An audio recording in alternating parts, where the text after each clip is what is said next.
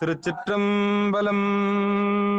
தென்னாடுடைய சிவனே போற்றி, எந்நாட்டவர்க்கும் இறைவா போற்றி, ஏகம்பத்துரையந்தாய் போற்றி, பாகம் பெண்ணுரு ஆனாய் போற்றி, அண்ணாமலை அமர்ந்த அண்ணா போற்றி, கண்ணாரமுத கடலே போற்றி, காவாய் கனகத்திரளே போற்றி, கைலை மலையானே போற்றி போற்றி.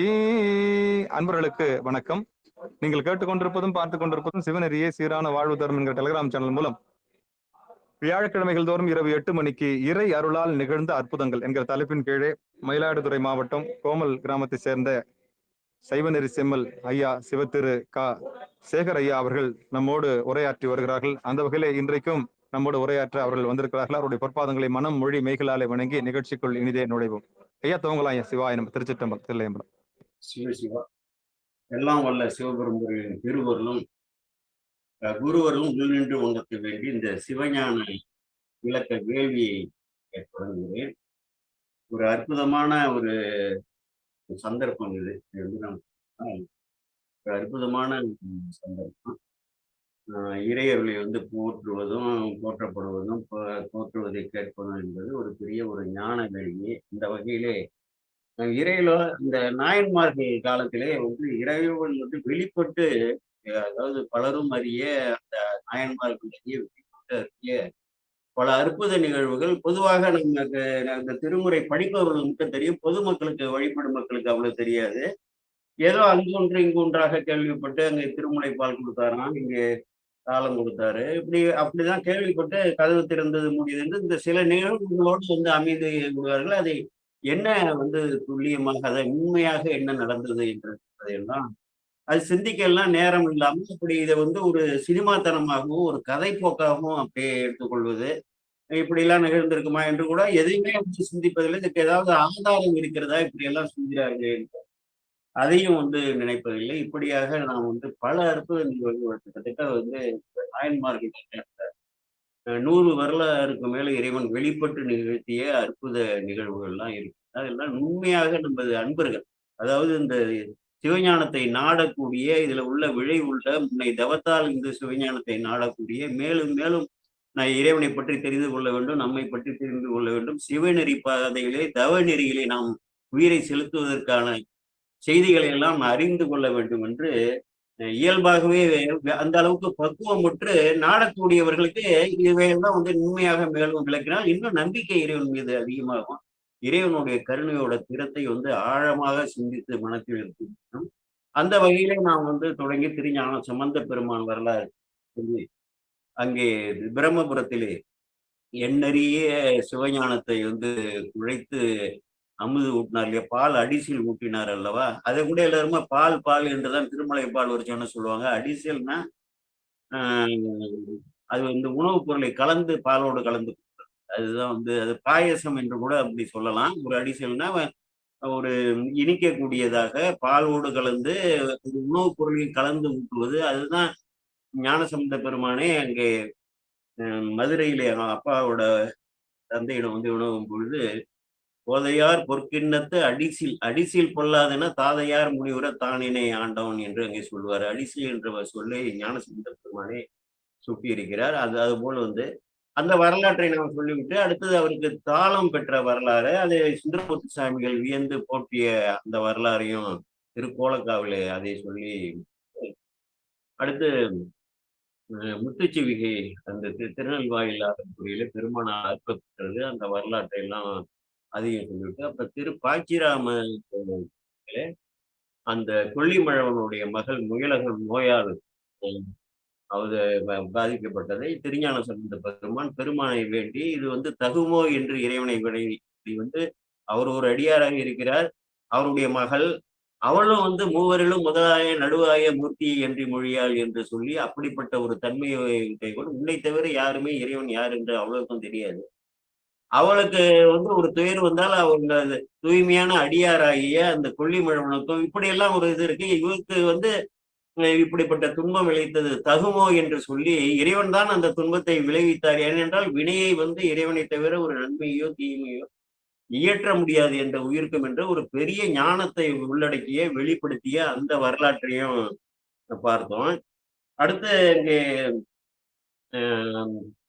கொடிமாட செங்குன்றூர் எனக்கு திருச்செங்கோடு என்று வழங்கப்படக்கூடிய மலையில் இருக்கக்கூடிய அர்த்தநாரீஸ்வரராக பெருமான் இருக்கக்கூடிய அந்த திருத்தலத்திற்கு வந்து வழிபட்டு திரும்ப நனா என்ற அந்த பவானிக்கு அங்கே சென்று வழிபட்டு மீண்டும் கொடிமாட செங்குன்றூர்ல இருப்பதால் அங்க பல காலம் பயின்றவற்றால் அந்த நாட்டுல வந்து ஒரு கொடிய ஜுர நோய் வருகிறது.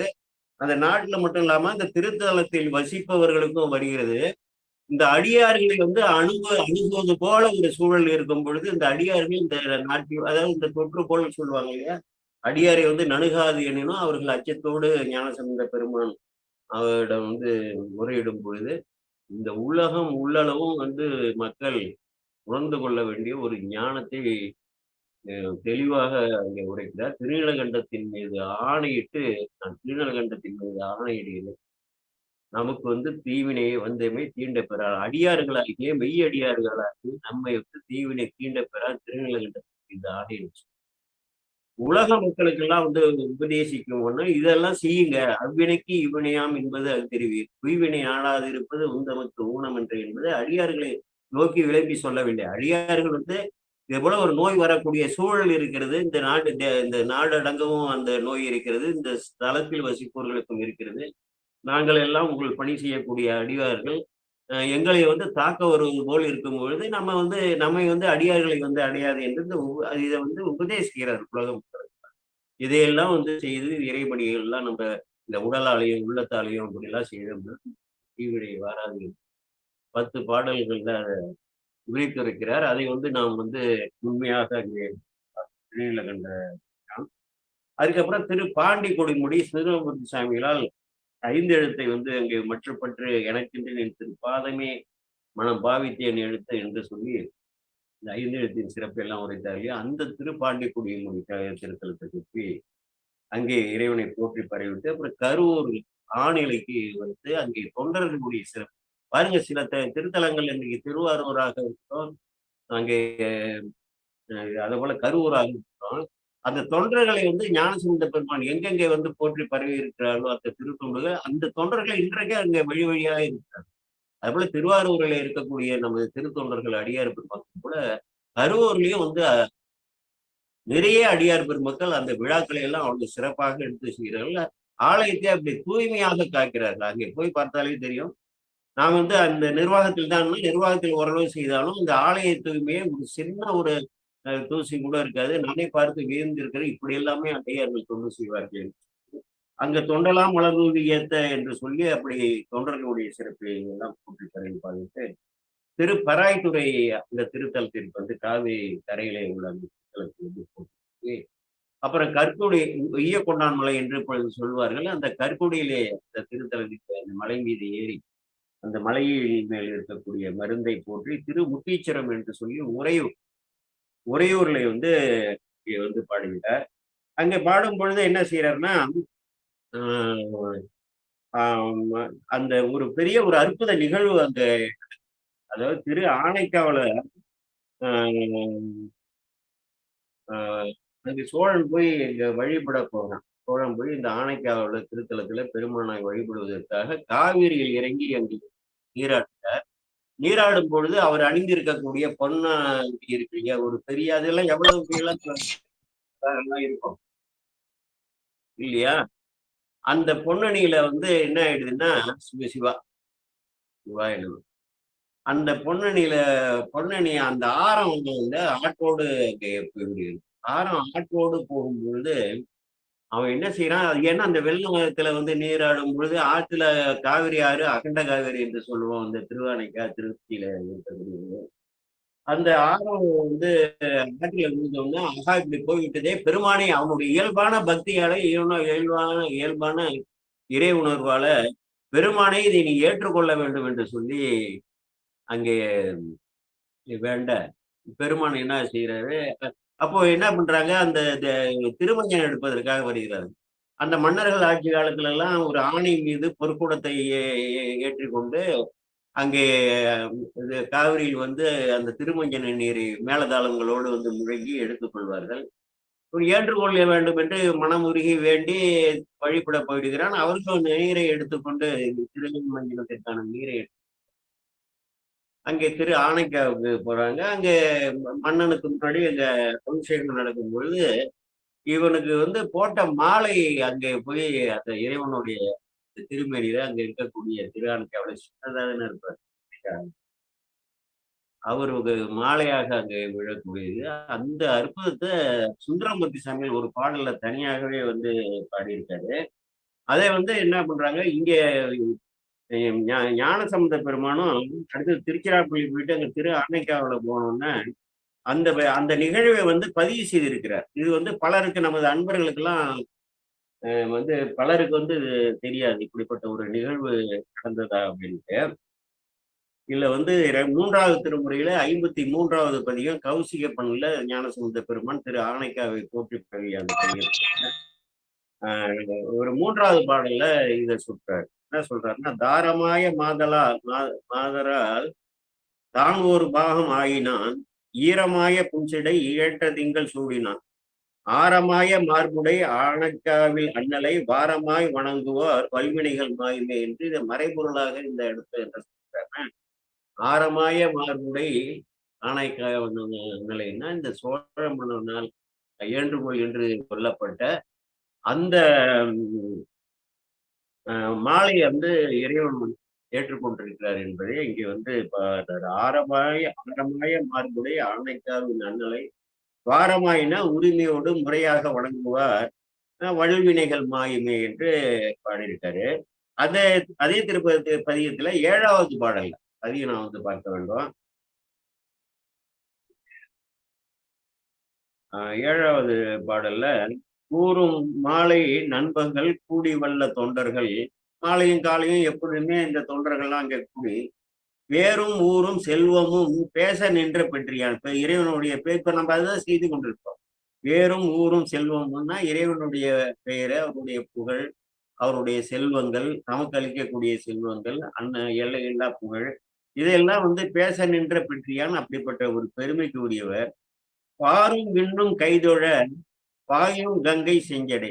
பார்வோர்கள்னா பார்வன்னா உலகத்தில் வாழக்கூடிய மக்கள், விண்ணவர்கள் எல்லாம் கைதொழ கங்கையை செஞ்சடையில் வைத்த பெருமான் ஆரம் நீரோடு ஏந்தினான் ஆனைக்காவு சேர்மினே என்று சொல்லி அற்புதமாக அங்கே பாடியிருக்கிறார். ஆரம் நீரோடு ஏந்தினான் ஆனைக்காவு சேரும் அப்படின்னா அந்த சோழனால் ஆற்றிலே தவற விட்ட அந்த மாலையை அவர் இங்கே அணிந்திருக்கிறார் என்று சொல்லி இதை சுந்தரமூர்த்தி சாமிகள் இது முக்கியமாக நம்ம இது பல அன்பர்களுக்கு நமக்குலாம் தெரியாது, எல்லாருக்கும் தெரியாதுன்னு நான் சொல்லல.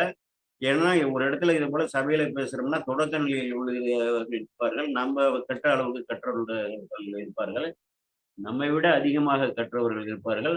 ஏற்கனவே இதெல்லாம் எங்களுக்கு தெரியும் அப்படிங்கிறவங்க நீங்க இருந்துடுங்க, மற்றவர்கள் அதை தெரிந்து கொள்வார்கள். அதாவது 7வது திருமுறையில 75வது திருப்பதியும் சுந்தரமூர்த்தி சாமிகள் திரு ஆனைக்கா சென்று அந்த இறைவனை போற்றி பரவும் பொழுது இந்த வரலாற்றை, அதாவது சோழ மன்னன் தன்னுடைய மாலையை ஆற்றிலே காவிரி ஆற்றிலே தவற விட்டதையும் பிறகு இறைவனை ஏன்றுகொள் என்று சொன்னதும் அவன் கோரிக்கையை ஏற்று இறைவன் ஏன்று கொண்டதையும் அப்படியே படம் பிடித்து காட்டியிருக்கிறார். அதுதான் ஞானசம்பந்த பெருமான் ஒரு குறிப்பாக அங்கே உணர்த்தி இருக்கிறார். அந்த வரலாற்று நாம் என்ன நினைக்கிறோம் என்றால் ஞானசம்பந்தர் காலத்திற்கு முன்பே முற்கால சோழர்கள் என்று நாம் சொல்லலாம். அப்போ சோழர்கள் கூட குறுநில மன்னர்களாக தான் இருந்திருக்கார்கள். ஏனென்றால் மங்கையர்க்கரசியாரோட சோழனோட மகள் தான் சோழன், மணிமுடி சோழன் தன் மகளாம் என்று பாடுகிறார்களே. அங்க பழையாறையில அங்கு தலைநகரம் இருந்திருக்கிறது. அந்த பழையாறை சோழனாக இருந்திருக்கிறார். ஆக ஞானசம்பந்த பெருமான் காலத்திற்கு முன்பாகவே ஒரு சோழ மன்னனால் அந்த இறைவன் மீது அந்த அன்போடு அந்த தவற விட்ட அந்த ஆரத்தை, அந்த மாலையை நீ ஏற்றுக்கொள்ள இறைவா என்று சொன்னோம்னா அந்த ஆனைக்காவில் இருக்கக்கூடிய அந்த பெருமான் ஏற்றுக்கொண்டார் என்ற இப்படிப்பட்ட ஒரு அற்புத நிகழ்வு ஆச்சாரியார்களால் இங்கே பதிவு செய்யப்படுகிறது. இறைவனுடைய உலகில் பெரிய வெளிப்பட்ட நிகழ்வு.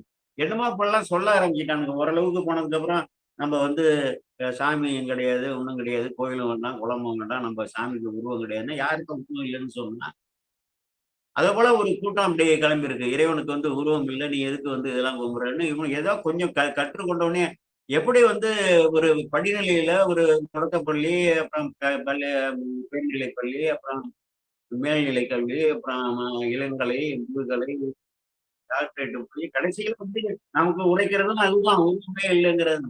உயிர்களை வந்து படிநிலையில ஏத்தாம ஒரு உருவத்தை காக்காம இதற்காக இறைவனே வந்து இறங்கி வந்திருக்கிறார். இந்த உருவத்தை தாங்கி பெருமானே, உருவமே இல்லாத பெருமான் உருவத்தை தாங்கி நாம எல்லாம் அந்த குழந்தைகளை எல்லாம் நம்ம வந்து போற்றி பரவணும்னு ஒரே திருவேடத்துல இருந்தா எல்லா உயிர்களுக்கும் அந்த பக்குவம் இருக்கு. ஒருவருக்கு ஒன்று ஒன்று பிடிக்கும் என்று பல பல வேடங்களை பல பல உருவங்களை எல்லாம் எடுத்து பல்வேறு தெய்வங்களாக வரக்கூடிய அந்த சிவபெருமான் இதெல்லாம் வந்து என்ன செய்யறான், பாதி படிக்கும் படிக்காதுன்னு ஒண்ணுமே இல்ல. அது வந்து ஒரு அப்படியெல்லாம் வந்து பரவ சொல்ல ஆரம்பித்திருக்கிறார்கள். அதாவது இந்த படிநிலை வழிபாடு, கோவில் வழிபாடு தானாகவே எல்லாம் உங்க காலப்போக்கில வந்து ஞான நிலைக்கு போக போக போக இது புறப்பூசையா இருக்கக்கூடியதெல்லாம் புறப்பூசையா அகப்பூசையாகும் சொல்லி, அப்புறம் அகப்பூசையாகவே அது வந்து நிலைத்து நின்று அதுக்கப்புறம் ஞான நிலையை வந்து நாடும் பொழுது பெருமானே இந்த உலகியல் எல்லாம் முற்றிலுமாக விட்டு தன்னுடைய உருவத்தை நீக்கி உயிரை வந்து ஏய்ந்து அங்கே அந்த அந்த பேருருவமாக இருக்கக்கூடிய பேரின்ப பொருளாக இருக்கக்கூடிய அந்த இறைவன் நம்மை ஏற்றுக்கொள்வார். ஆனா நம்ம வந்து இந்த படிநிலையில அதனாலதான் இறைவனே வந்து இந்த திருவுருவத்தை நமக்காக எடுத்து இந்த பிள்ளைகள்லாம் வந்து பற்றாத இந்த வீட்டில் எல்லாம் பற்ற வழி இல்லையே அதுக்கு நம்ம ஒரு அடையாளத்தை காமிக்க வேண்டும். ஒரு இடத்தில் வந்து நம்ம விளங்கி தோன்ற வேண்டும். ஆலயத்திலே அங்கே வந்து லிங்கமூர்த்தியாக தோன்றி அந்த நிலைக்காரனாக கொண்டு பல உருவங்களை எல்லாம் எடுத்து நம்மை ஆட்கொள்றாரு. இப்ப இதுல என்ன செய்யறாருன்னா, இப்போ சுந்தரமூர்த்தி சாமிகள் 7வது திருமுறை 75வது பதிகம் காந்தாரப்பன்ல பாடியிருக்காரு. இதுல தெளிவாக இந்த வரலாறை வந்து சொல்லியிருக்காரு. முன்னாடி சொன்னது திருஞான சுந்தர பெருமான் 2 பாடல்கள்ல அந்த திருப்பதிகத்துல இந்த வரலாற்று நிகழ்வை சோழனுடைய மாலை இறைவனுக்கு போய் சேர்ந்ததை எழுதியிருக்காரு, பாடியிருக்காரு. இவர் ஒரு பாடல்ல பட்டார்.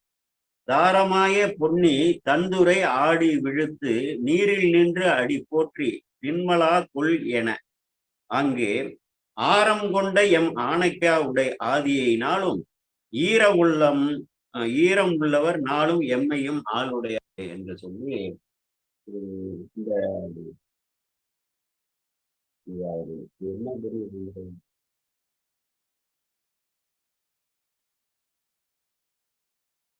இது தில்லைமணி தான் அடிக்குது. தில்லைமணி தான் அடிக்கட்டும். சிவ சிவ இன்னைக்கு தில்லை தேர் திருவிழா அற்புதமாக நடந்திருக்குது. இன்றைக்கு நாளை அதிகாலை அபிஷேகங்கள் வந்து நடைபெறும். இந்த பாடல் சொல்ற மேலும் வந்து ஒரு முறை தாரமாகிய பொன்னி என்று சொல்றாரு. தாரமாகிய பொன்னி என்றால் கங்கை வந்து தாரமாக இருக்காரு, கங்கை வேறல்ல பொன்னி வேறல்ல, அந்த பொருள் வந்து மேம்போக்கான பொருள். தாரம் என்றால் ஒரு ஆதாரம் என்று வந்து சொல்லலாம். தாரகம் என்று சொல்வார்கள். தாங்கக்கூடிய அந்த உலக உயிர்களை எல்லாம் நீரால் வந்து ஊட்டி அந்த மரம் செடி கொடிகள் எல்லாவற்றுக்கும் வந்து அந்த சக்தியை அருளி இந்த உலக உயிர்கள் உலகில் வந்து படைக்கப்படக்கூடிய இந்த உயிர்களுக்கு இருப்பிடமாக படைக்கக்கூடிய இந்த உடல்கள் 100 ஆண்டு காலம் வந்து வாழக்கூடிய அளவுக்கு எல்லா சக்தியும் அளிப்பதற்காக இந்த மண்ணை வந்து வளமூட்டக்கூடிய பொன்னி அதற்கு ஆதாரமாக இருக்கக்கூடிய பொன்னி நதி என்று நாம் அப்படி எடுத்துக்கொள்ள வேண்டும். தன்துறை ஆடி என்றால் குளிர்ந்த தன் என்று சொன்னால் குளிர்ச்சி என்று அர்த்தம். அந்த துறையிலே அந்த காவிரி துறையிலே ஆடி என்றால் நீராடி விழுத்து அவனுடைய மாலை வந்து கீழே விழுந்துருது இல்லையா, விழுத்து நீரில் நின்று அடி போற்றி அந்த நீரிலேயே வந்து நின்று அவன் எழுந்து அடி போற்றி பெருமானே அணைக்கா அண்ணலே இந்த ஆரம் வந்து காவிரியிலே நழுவி விழுந்து விட்டது, நீ ஏற்றுக்கொள். உடனே இறைவனுக்கு அர்ப்பணிச்சிடுறார். நீரில் நின்று அடி போற்றி நின்மலா கொள். அப்படியே பாருங்க சுந்தரமூர்த்தி சாமி எவ்வளவு தெளிவாக இருக்காரு.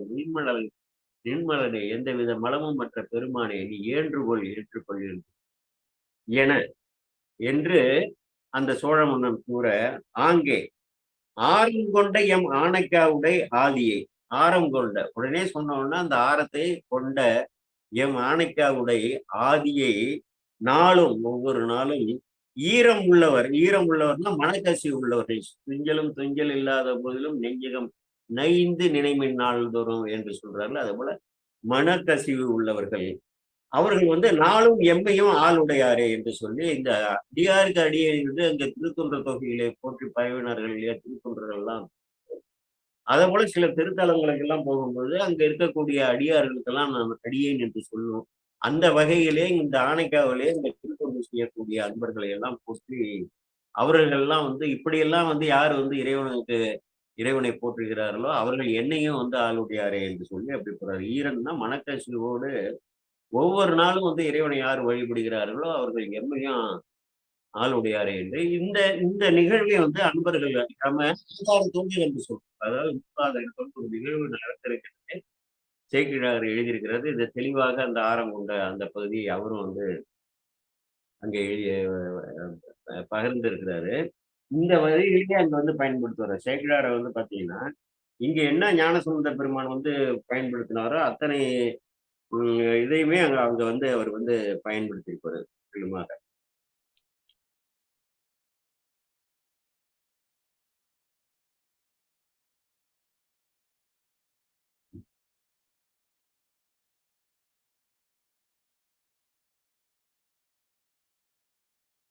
ஆமா. இதுல வந்து 344வது பாடல்ல அந்த திருஞான சம்பந்த பெருமானுடைய வரலாற்றில 344வது வரலாறுல திருச்சிராப்பள்ளியை பணிந்து அதுக்கப்புறம் இதுக்கு வராரு. ம் முக்கியச்சிரம் என்றால் உரை படிந்து வணங்குறாரு. அப்புறம் திருச்சிராப்பள்ளியில வந்து நன்றுடையானை இதில் அனுப்பாரு பணிந்து. அதுக்கப்புறமா ஆனைக்காவுக்கு வர்றாரு. அக்கரையில இருக்கு இல்லையா? திருச்சிராப்பள்ளி காவிரியோட தென்கரையில இருக்கு. திரு ஆனைக்கா அந்த ஸ்ரீரங்கம்லாம் உள்ள ஒரு தீவு போல பகுதி. ஒரு பக்கம் கொள்ளிடம், ஒரு பக்கம் காவிரி. நடுவுல இருக்கக்கூடியது. அதுதான் அந்த ஆனைக்காவுல வந்து அந்த நீர் உப்பே இருக்கும். அந்த மூல ஒரு இதுல அதான் நீர் காலம் என்று அங்கு சொல்வார்கள் இல்லையா? இப்போ வந்து 344வது பாட்டுல, "செம்மணி வாரி அருவி தூங்கும் திராப்பள்ளி மேய செழும் சுடரை." செம்மணி வாரி அருவி தூக்கி கொண்டு வரக்கூடிய சிராப்பள்ளியில இருக்கக்கூடிய செழுஞ்சுடராக இருக்கக்கூடிய பெருமானை, கைமலை ஈர்வுரி போர்வை சாத்தும் கண்ணுதலாரை, அதாவது மலை போன்ற ஆணையோட தோலை இழித்து அதை பொறுத்துக் கொள்ளக்கூடிய நெற்றிக்கண்ணை உடைய பெருமானை கழல் பணிந்து, அங்க திருச்சிராப்பள்ளியில அவரை வந்து பணிந்து போற்றி, மெய் மகிழ்வு மகிழ்வு. அதாவது உடல்ல வந்து மகிழ்வுன்னா, உள்ள மகிழ்ந்தாதான் அதோட மலர்ச்சி உடல்ல தெரியும். அகத்தின் அழகு முகத்தில் தெரியும் என்று சொல்வார்கள். அந்த பொருத்தங்கள் சொல்றாரு. மெய் மகிழ்வு எய்தினா, உள்ளம் வந்து குளிர்ந்து, அதனால வந்து ஏற்பட்ட மகிழ்ச்சி, உடலிலே வந்து வெளிப்படக்கூடிய அந்த நிகழ்வு. உளம் குளிர விளங்கிய சொற்றமிழ் மாலை வேய்ந்து, அங்கே வந்து சொற்றமிழ் மாலையெல்லாம் வந்து பாடி, வேய்ந்து என்றால் தொகுத்து பாடி, மைமலர் கண்டர்தம் ஆனைக்காவை வணங்கும் விருப்போடு வந்து அடைந்தார். இங்கே மை போன்ற கண்டத்தை உடைய ஆனைக்காவில் இருக்கக்கூடிய பெருமானை வணங்க வந்தார் என்பது அந்த விண்ணவர் போற்றிசை ஆனைக்காவில் வெண்ணாவல் மேவிய மெய்ப்பொருளை. விண்ணவர்கள் எல்லாம் செய்யக்கூடிய ஆனைக்காவில் இருக்கக்கூடிய வெண் வெண்ணாவல் மரத்தின் கீழே வந்து மேவிய மெய்ப்பொருளாகிய நமது பெருமானை நன்னி அணுகி என்ற அர்த்தம். இறங்கி முன் வீழ்ந்து தாழ்ந்து வீழ்ந்துதான் ஆச்சாரியர்கள் வந்து திருமுன் வணங்குவார்கள். எழுந்து விழுந்து வணங்கி அப்ப எழுந்து என்றால் நெடுஞ்சாங்கடையாக வீழ்ந்து வணங்கியிருக்கார் என்று நாம் பொருள் எடுத்துக்கொள்ள வேண்டும். எழுந்து நாற்கோட்டு நாகம் பணிந்த பணிந்ததுவும் நாற்கோட்டு நாகம்னா 4 கொம்புகளை உடைய நாகம் என்றால் ஆணை என்று ஒரு பொருள் உண்டு. பாம்பு மட்டும் இல்ல. 4 கொம்புகளை உடைய ஆணை பணிந்ததுவும் அண்ணல் கோச்சங்கன் அரசன் செய்த அடிமையும் அங்கே கோச்சங்கனார் இறைவனை போற்றி பரவி அந்த ஆலயத்துக்கு திருத்தொண்டுகள் எல்லாம் செய்தார் இல்லையா? அவர் வரலாறு இருக்கு இல்லையா? சிலந்தி யானை வரலாறு இருக்கு இல்லையா? அந்த வரலாறு சொல்றாரு. அண்ணல் கோச்சங்கன் அரசன் செய்த அடிமையும் அஞ்சல் தொடையில் வைத்து அருமையான சொற்பதங்களை மாலையாக தொகுத்து, தொடையில தொகுத்து என்று பொருள் வைத்து பன்னூறு செந்தமிழ் மாலை பாடி, அந்த இசையோடு கூடிய செந்தமிழ் மாலை பாடி இந்த சிறப்புகளை எல்லாம் இங்க வந்து கோத்து பாடுறாருன்னு சொல்றாரு. பறவை நின்று ஏத்தினார் பான்மையினால் என்று சொல்லி சொல்றாரு. நாரணன் நான்முகன் காணா உண்மை வெண்ணாவல் உண்மை அந்த மகேந்திரம் என்று சொல்லி இந்த 4 தலங்களை வந்து சேர்த்து பாடுவார். மகேந்திரபுரி, திருக்கைலை, திருஆரூர், திரு ஆனைக்கா என்று 4 பதிகள்ல வந்து வைத்து பாடி, அதுக்கப்புறமா வந்து இந்த தவத்துறைக்கு அங்கே செல்வதாக அங்க பண்ணியிருக்காரு. அதுல வந்து நம்ம ஞானசம்பந்தர் அந்த ஞானசம்பந்த பெருமானி 2 பாடல்களை சுற்றியதே அவரு சுட்டல. ஏன்னா இது வெளிப்படையாக தெரிகிறதே அதை எடுத்து சுட்ட வேண்டும் என்று விட்டுப்பார்கள். இதை நமக்கு சுந்தரமூர்த்தி சாமிகள் இந்த திருப்பதிகத்துல இந்த பாடல்ல மிகவும் தெளிவாக பண்ணியிருக்காரு. இதை நமது அன்பர்கள்லாம் இதை பண்ணிக்கணும். இப்ப ஞானசம்பந்த பெருமானுடைய பாடலோட எண்களையும் சொல்லிட்டேன். இந்த பாடலோட எண்ணையும் சொல்லிட்டேன். இதை வந்து ஒரு எவ்வளவோ பாடல்கள் மனப்பாடம் பண்ற பாருங்க. இப்ப அற்புத நிகழ்வுகள் இந்த பாடல்கள, திருமுறை பாடல்கள, அதுவும் நம்ம அற்புத நிகழ்வுக்கு ஆதாரமாக ஞானாசிரியர்கள் வாக்கு வழியாக வந்த இந்த நிகழ்வை வெளியில வந்து மற்றவர்களுக்கு சொல்லணும். இதெல்லாம் கேட்க கேட்க தான் வந்து நம்பிக்கையோட தன்மை வந்து அதிகமாகும். பிறருக்கும் சொல்ல வேண்டும் என்று சொன்னால், இதெல்லாம் நம்ம மனப்பாடமாக கூட அதை வைத்துக் கொள்ள வேண்டும்.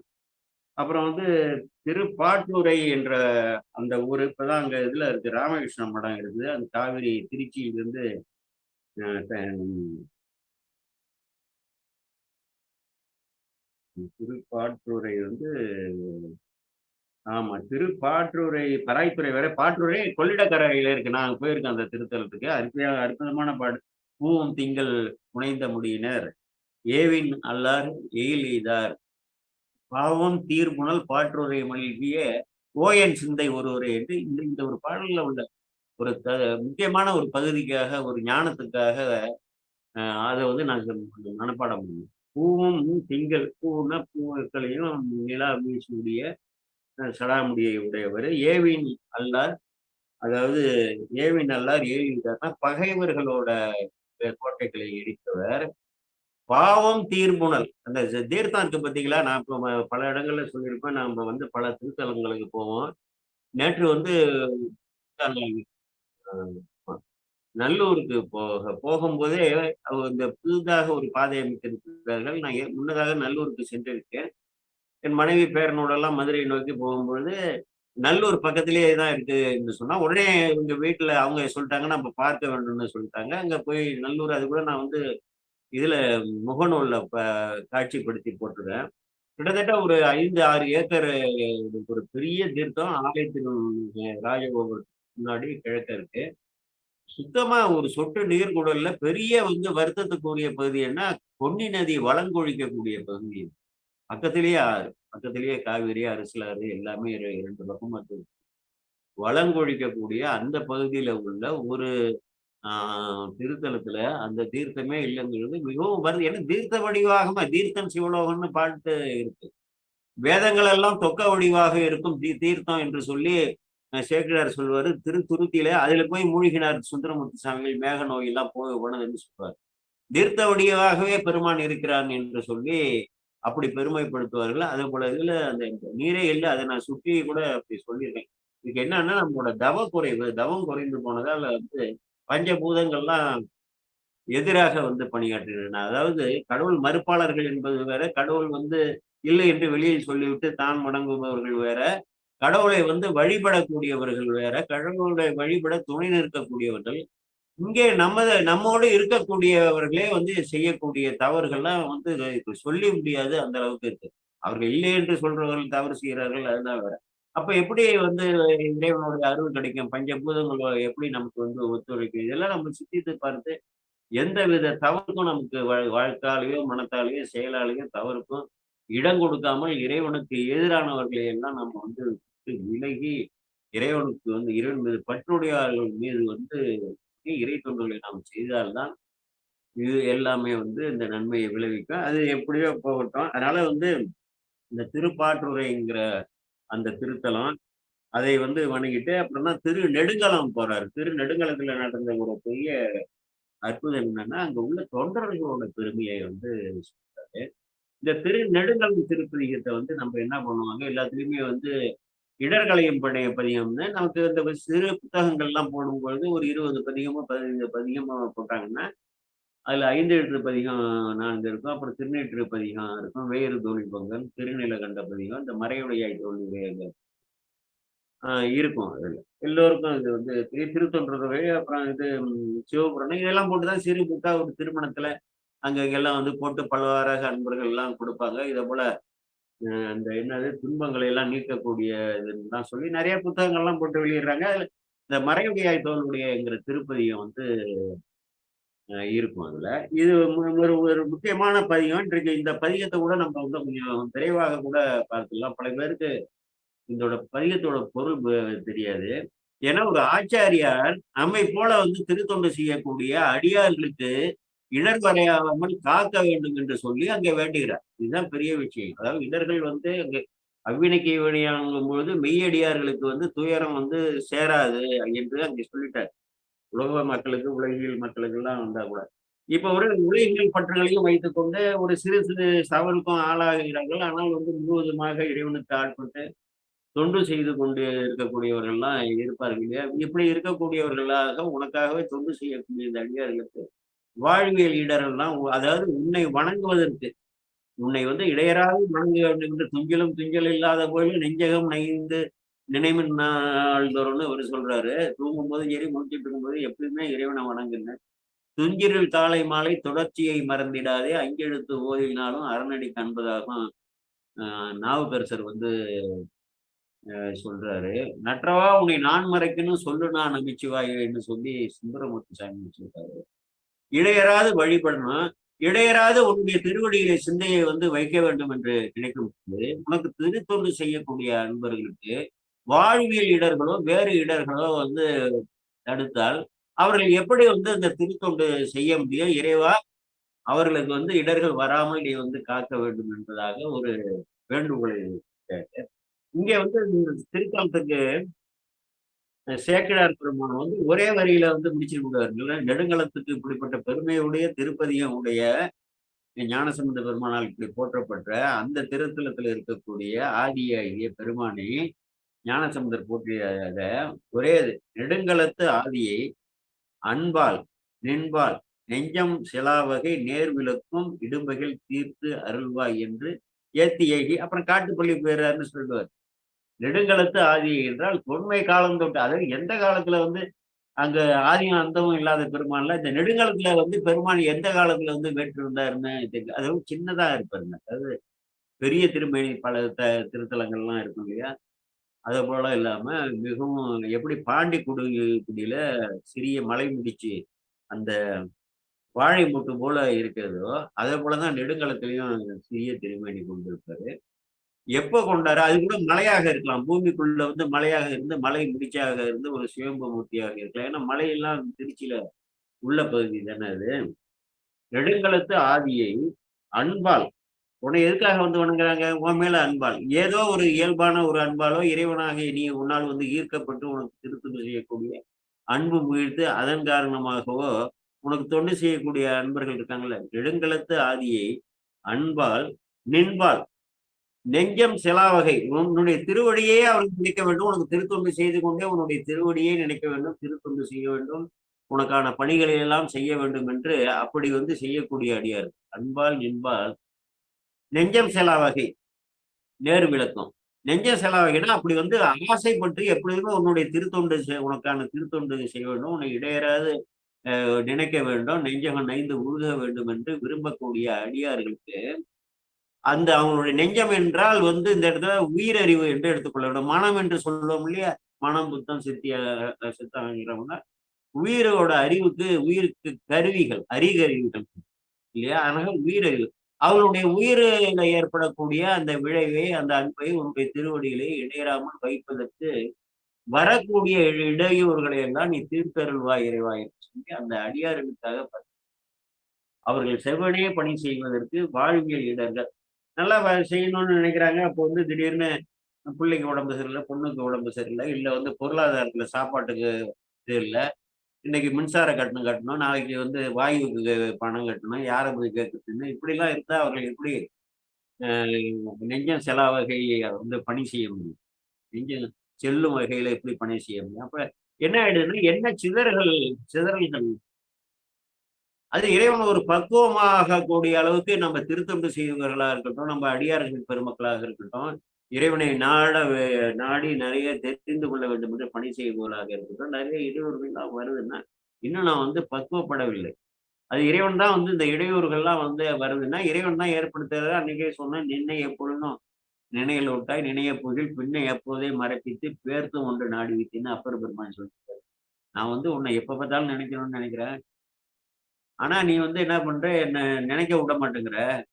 அதோட இல்லாம வேற ஒரு பிரச்சனையை ஏற்படுத்தி அதுல என் புத்தி போக சொல்லிடுற. அப்ப இடையூறு விட்டதுல நெஞ்சம் செலாவகை நேர் விளக்கக்கூடிய பணிகள். அதுதான் இங்க வந்து அற்புதமாக சொல்லி எடுத்து சொல்லியிருக்காரு. இத வந்து பாடினோன்னா அவங்களுக்கு அந்த இடர்கள் நீங்கி இருக்கும் என்பதை நான் வந்து அதை கருத்தில் கொள்ள வேண்டும். நான் வந்து இந்த பாடல்கள கொஞ்சம் வேகமாக படித்து ஏன்னா எல்லாருக்கும் மனப்பாடமா இருக்கும். நம்ம அன்பர்கள்லாம் நெறைய இந்த இடையூறு தேர்வுன்ற அந்த ஒரு கருத்துல ஏன்னா இது ஒரு அடியாருக்கு வந்து பரிந்துரை பண்ணுது. நம்ம எந்த அளவுக்கு மெய்யடியார்களாக போறோமோ, அவர்களுக்கு வந்து வரும். சாதாரணமா ஓதுனாலே நன்மைகள் விளையும். அதுல வந்து புரிந்தோ புரியாமலோ ஓதுறாங்க.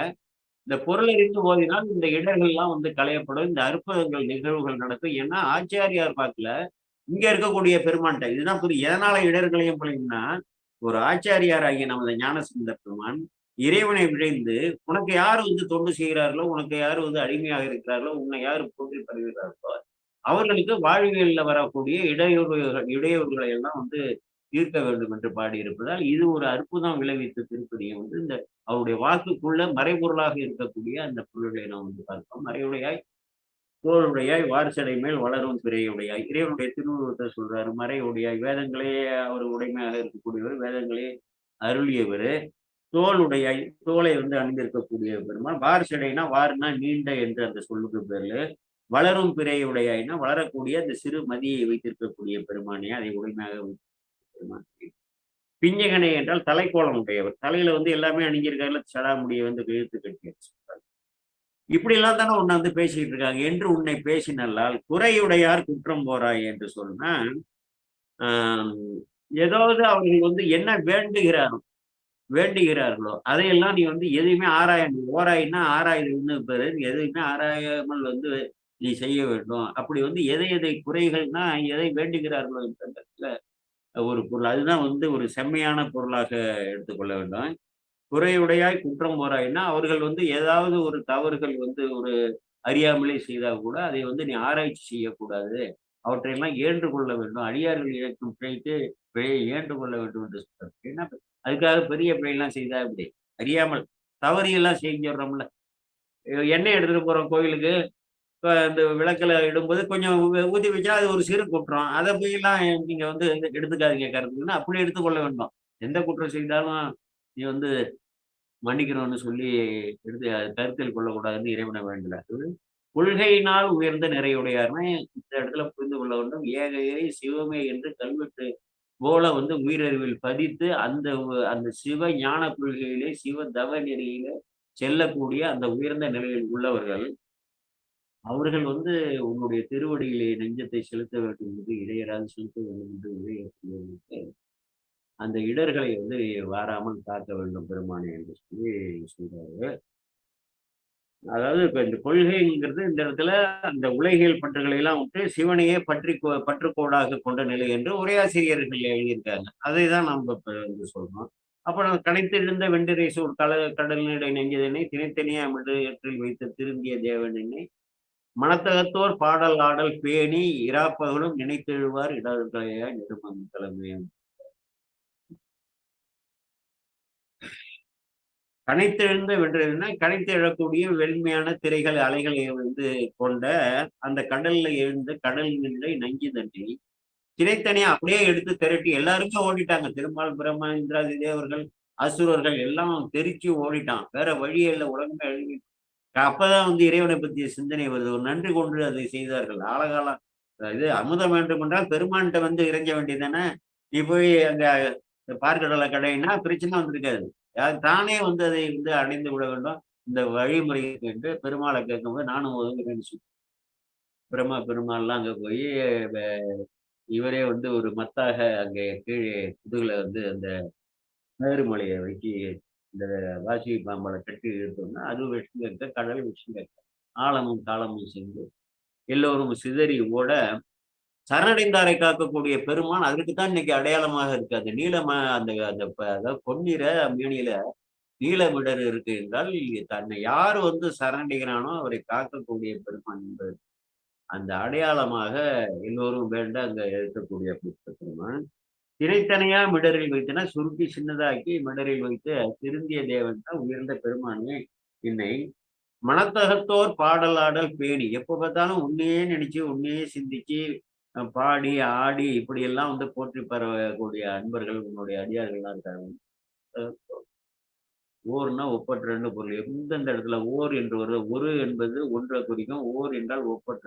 மனத்தகத்தோர் பாடல் ஆடல் பேணி இராப்பகலும் நினைத்தெழுவார் இடர்களை நெடுங்கலை எப்பொழுதுமே சிந்தித்து எழுவ கூடியவர்களோட துயரந்தீர்க்க நந்தின்னு ஒரு இடத்துல வந்து சிந்தியா எழுவார் அவர் வினைத்திருப்பரால் எந்தையார் அவர் எவ்வகையார்களோ என்று சொல்லி அங்கே உம், திருப்பாசுரத்துல வாழ்காந்தனர் என்று தொடங்குதில்ல அதுல வந்து சிந்தியா எழுவார் எந்தையார் அவர் எவ்வகையார்களோ என்று யாரு சிந்தித்து எழுதுகிறார்களோ அவர்களுடைய வினையை தீர்க்கக்கூடிய பெருமான் என்று சொல்லி அங்கே போற்றி பெறுவார். அப்ப மனத்தகத்தோர் பாடல் ஆடல் பேணி இராப்பகலும் நினைத்து எழுவார். எப்ப பார்த்தாலும் உண்மையே நினைத்து இருக்கக்கூடிய பெருமான் எழுவார் இருந்து எழப்போகிறவர்கள் அப்படின்ட்டு இந்த துன்பக் கடல்ல இருந்து உலகில் அவர்களுடைய இடர்கள்லாம் என்னத்துக்கு இடர்னா உன்னுடைய திருவடியில அந்த சிந்தையில வந்து அகலாமல் அவர்கள் அதுக்கு வரக்கூடிய இடையூறு மாற்று என்று சொல்றார். அதனாலதான் இந்த நம்ம என்ன செய்வோம் பொதுவாக வாழ்வியல் இன்ப ஆக்கங்களுக்கும் துன்ப நீக்கத்திற்கும் இறைவனை வந்து வழிபடுவது மக்கள் அதுக்கப்புறம் மறந்துடுவாங்க. ஒரு பெண்ணுக்கு கல்யாணம் ஆகல, பிள்ளைக்கு கல்யாணம் ஆகல, பையனுக்கு வேலை கிடைக்கல, பொண்ணுக்கு வேலை கிடைக்கல, யாருக்காவது உடம்பு சரியில்லை, அது நீங்கணும் இதற்காகலாம் வந்து பிரார்த்தனை பண்ணிட்டு அது நிறைவேறின உடனே இறைவனோட திருவருளை நாம் வந்து விழைந்தோமே அதனால்தான் ஆனது என்று அந்த நினைப்பு பல பேருக்கு இருக்காது. 190 பேருக்கு இருக்காது. ஒரு நன்மை வருது, ஒரு பிள்ளைக்கு வேலை கிடைக்குது, பொண்ணுக்கு வேலை கிடைக்குதுன்னா சுத்தி சுத்தி வணங்கிட்டு வேலை கிடைச்சுன்னா அந்த சாமி நினைப்புறாது. அவன் திறமை நல்லா படிக்கிறவன், அவன் திறமையால கிடைச்சு இது வந்து பெரிய ஒரு நன்றி கொன்ற ஒரு தன்மை. அப்படியெல்லாம் இருக்கக்கூடிய அடியார்கள்லாம் கிடையாது. உம் நினைத்தெழுவார் இடர்களையா நெடுங்கலமையவனே நின்னடியா இது வந்து இந்த கூட்டுறவு வகிச்சது. நின்னடியே வழிபடுவான் நிமலா நினைக்கிறது என்னடியான் உயிரை வெவ்வேல் என்று அடர் புதைத்த பொன்னடியே பரவினாலும் பூவோடு நீர் சுமக்கும் நின்னடியார் இடையர்களையார் நெடுங்கலமையவன் செய்யக்கூடியவர். எப்படி வந்து சரணடைந்தாரை காக்கக்கூடிய இந்த குறிப்பு தான் நிறைய வந்து இருக்காங்க புரிந்து கொள்ள வேண்டும். அதாவது மீள மீள சொன்னா ஒரு தடவை சொன்னா 2 தடவை சொன்னா 10 தடவை சொன்னா அந்த உயிர் கேட்காது. மீள மீள மீள மீள மீள அந்த வரலாறுகளை சொல்லிக் கொண்டே இருப்பார்கள் ஆச்சாரியர். நின்னடியே உன்னே திருவடியே வழிபடக்கூடிய அப்படிப்பட்ட மார்க்கண்டேயனாகிய அவன் நிமலா எந்தவித மாசும் இல்லாத பெருமானை நினைக்கருத நின்னை தவிர வந்து பற்றுக்கோடு இல்லை, நின்னை தவிர சரணடையத்தக்க இலக்கே இல்லை என்று ஞானத்தால் உணர்ந்து உன்னுடைய திருவடியை பற்றிய அப்படிப்பட்ட என் அடியான் உயிரை உடனே அந்த கூட்டுறவன் வந்தோடனே என்னடா என்னோட அடியான் இவன் உயிரை வந்து நீ பிடிக்க வந்திருக்கன்னு அவனை மாழ்வித்துறாரு இல்லையா. என்னடியான் உயிரை அங்க அடர்த்து வந்த அவனுடைய உயிரை பற்ற வந்த அந்த கூட்டுறவனை உதைத்த பொன்னடியே அப்படிப்பட்ட பொன் போன்ற அந்த திருவடியை ஏன்னா அந்த உயிர்கள் மட்டும் இயங்கியிருக்கு இல்லையா அந்த பொன்னடியே கழுவினால்தான் உன்னுடைய இறைவனோட பெருமைகளை எல்லாம் போற்றி பரவுகிறீர்கள். இது போல எவ்வளவு வந்து இறைவன் அதாவது ஒரு சிறு அசைவாக இருந்தாலும் 14 அசைவாக இருந்தாலும் உயிர்களுடைய நலத்தின் மாட்டுதான் இறைவனுடைய அசைவம் இல்லை, அவருக்காக எதுவுமே ஆக போவதில்லை என்று புரிந்து கொள்ள வேண்டும். பொன்னடியே பரவி ஏன்னா ஏகாரம் வேற யார் அடியும் கிடையாது. ஏகாரம்னா தேற்ற ஏகாரம் என்று இந்த இலக்கணத்தில் சொல்வார்கள். வேற எதுவுமே கிடையாது. பொன்னடியே பரவினால் ஒருவர் தான் முழுக்க முதற் கடவுள் என்று சொல்லி அதிலே உறுதியாக நின்று அந்த திருவடியே எனக்கு பற்றுக்கொண்டு அதனால வந்து உங்களுடைய திருவடியை நான் பற்ற நீ வந்து என்ன வேண்டு கொண்டாலும் கொண்டு நன்மை விளைவித்தாலும் விளைவே அதை பத்தி எனக்கு பிரச்சனை இல்லை. வாழினும் சாவினும் வருந்தினும் வீழினும் உணகழல் விடுகன்னு சொல்லி நான் உன்னுடைய திருவடி தான் இலக்கு, அதுதான் ஒரே ஆதாரம், அதுதான் சரணடையத்தக்க இலக்கு, அதுதான் என்னை காக்கும் என்று நம்பி நான் வந்து அதை பற்றிய பிறகு நான் வாழ்ந்தான்னா நான் சித்தாருன்னா போய் வீழ்ந்தான்னா நான் உன்னுடைய திருவடியை விட மாட்டேன் என்று அந்த உறுதிப்பாடோட வந்து பிடிக்கணும். இங்க பிடிச்சிட்டு அப்புறம் போற வழியில அங்க சனிக்கிழமைக்கு ஒரு கோயில், அப்புறம் வியாழக்கிழமைக்கு ஒரு கோயில் புதுசா ஏதோ வருது, அங்கெல்லாம் போய் எல்லாம் வழிபட்டா என்ன ஆயிடும், எல்லாமே போயிடும். ஏன்னா பெருமான் ஒருவர் தான். அங்கெல்லாம் போய் அந்த கடவுள்களை விழையக்கூடாது. வணங்கத்தக்கவர்கள் எல்லோருமே சிவனை வழிபடக்கூடியவர்கள். எந்த ஆலயத்துக்கு போனாலும் அங்கே வந்து இருக்கக்கூடிய அம்பிகையா இருக்கட்டும், வேற கடவுளர்களாக இருக்கட்டும், எல்லாமே சிவ வழிபாடு ஏற்றக்கூடியவர்.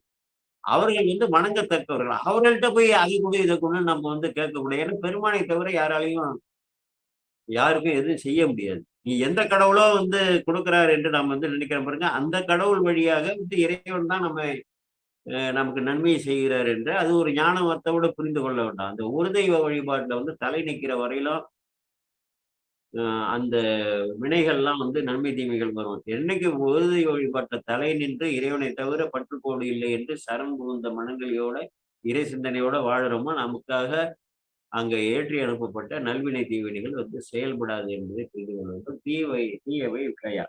அப்படிப்பட்ட பொன்னடியே பரவினா இறைவனுடைய புகழ்களை எல்லாம் எல்லையில்லாத புகழ், எல்லையில் புகழ் எம்பிரான்னு பாடுறாரு. எல்லையில்லாத புகழை எல்லாம் போற்றி பரவினாலும் பூவோடு நீர் சுமக்கும். உனக்கு சூடி அழகு பார்ப்பதற்காக பூக்களையும் அங்க வந்து அபிஷேகம் செய்வதற்காக தூய பொன்னி நதி நீரையும் கொண்டு வந்து சுமந்து வரக்கூடிய உன்னுடைய அடியார். இவர்கள் யாருயா? உன்னுடைய அடியார் தானே. பொதுமக்கள் எல்லாருக்கும் உடலை கொடுத்து அறிவினா கூட உனக்கு வந்து இந்த வாழ்க்கையில வந்து இந்த உடலை முழுவதுமாக பயன்படுத்தி உன்னுடைய திருத்தொண்டுக்கு ஆக்க வேண்டும் என்று இங்கே பற்றுக்கோளோடு வாழக்கூடிய விரும்பக்கூடிய அடியார்களுக்கு உண்மை காக்க வேண்டும். மழை புரிந்த மன்னவன்கள் மகளை ஒரு இந்த மலையரசன் மகளாகிய அம்பிகையை ஒரு பால் மகிழ்ந்தன, இடப்பால் வைத்து மகிழ்ந்தாய். அலை புரிந்த கங்கை தங்கும் அவிர்சடை ஆறுகா என்று சொல்லி அலை வீசக்கூடிய கங்கை எல்லாம் தங்கி இருக்கக்கூடிய விரிந்த அவிர் சடைனா விரிந்த சடையை உடைய பெருமானே, தலை புரிந்த பலி மகிழ்வாய். தலையில வந்து போய் தலையோட்டுல போய் வீடு வீடா பிச்சை எடுக்கிறியே, தலையா நீ தாள்களுக்கு நிலை புரிந்தார் இடர்களையாய் நெடுங்களை உன்னுடைய திருவடியே பற்றுக்கொடு என்று நிலையாக தங்களுடைய உயிரறிவை வைத்து வேற எதையும் நாடாத அப்படிப்பட்ட அடியார்களுக்கெல்லாம் நீ அருள் புரிய வேண்டும் என்று சொல்றாரு. எதற்காக இறைவன் பிச்சை கேட்கிறாரு நிறைய பேருக்கு தெரியாது. தொண்டர் தம் அருத்தியால் தம் அல்லல் சொல்லி ஐயம் ஏற்பது அன்றியும் என்று சொல்லி திருத்துருத்தி திருப்பதியத்துல ஞானசம்பந்தர் சொல்வார். தொண்டர் தம் அருத்தியால்னா அடியார்கள் மீது உள்ள அன்பால தனக்கு வந்து பசிங்கிறது போல ஐயம் ஏற்பது அன்றியும் சொல்லி. அதே போல இளம்பெயங்கோட்டம்ல மனமுலாம் அடியவருக்கு அருள் செய்வதென்றால் உலகெல்லாம் பலி திரிந்து உண்பிலாம். மனமுலாம் அடியவருக்கு தன் மீது மனத்தை வைத்த மனத்தில் வந்து தன்னை உழவை செய்யக்கூடிய அடியார்களுக்கு அருள் செய்வது அந்த ஒரு காரணம் இல்லாம எதுக்கையா வந்து உலகெல்லாம் பலி தெரிந்து உண்பிலான் சாப்பிட மாட்டாருன்னா இந்த வினைகளை எல்லாம் இறைவன் வந்து பிச்சையா வாங்குறாராம் பெருமானவர். தலை புரிந்த பலி மகிழ்வாய் தலைவனின் தாழ்நிலைக்கு நிலை புரிந்தார்னா எப்பொழுதும் நிலையாக சிந்தையை விட்டு அவர்களுக்கு வாழ்வியர்கள் உன்னுடைய திருவடியில எண்ணத்தை வைக்க முடியாமல் வரக்கூடியதை விளக்கக்கூடியதையெல்லாம் ஈட்டுத வேண்டாம் என்கிறாரு. பாங்கி நல்லார் படிவும் செய்வார் பாரிடமும். பாங்கி நல்லார்னா நல்ல ஒரு பாங்குனா குணங்களால் வந்து முற்றிலுமான அடிமை பண்பு. சிவபெருமான் திருவடியை தவிர வேற எதுவும் நினையாம நான் உனக்கு அடிமை என்றது. படிவம் செய்வார்னா தவம் செய்யக்கூடியது, தவம் வழிபாடு யோக நிலையில். பாரிடமும் பலி சேர் தூங்கி நல்லார் என்றால் மனம் ஒன்றி யோக நிலையில வந்து வழிபட. பாரிடம்னா இந்த உலகம் முழுவதுமாக வந்து பலி பிச்சை எடுக்கிறார்ல. தூங்கி நல்லார் அது உள்ள மனம் ஒன்றி இருக்கக்கூடியவர்கள். அவங்க பாடுறாங்கல்ல பாடலோடு உண்மைகளை எல்லாம் போற்றி பரவி தொழுகழலை அப்படின்னா அந்த துவரங்களும் தொழக்கூடிய உங்களுடைய திருவடியே கழலை அதான் ஏகாரம் கழலை வணங்கி தாங்கி நில்லா என்ன ஒரு அருமையான தொடர்பு பாருங்க. தாங்கி நில்லா அன்பினோடும் தலைவர் என் தாள்களுக்கு நீங்கி நில்லார் இடர்களையா இருக்கிறது. தாங்கி நில்லா அன்புன்னா கண்முத்தரும்ப கடல் செய்வபடி கை தொழுவார்கள் என்று ஞானசந்த பெருமானே இது திருவங்காட்ட பாடியிருப்பாரு.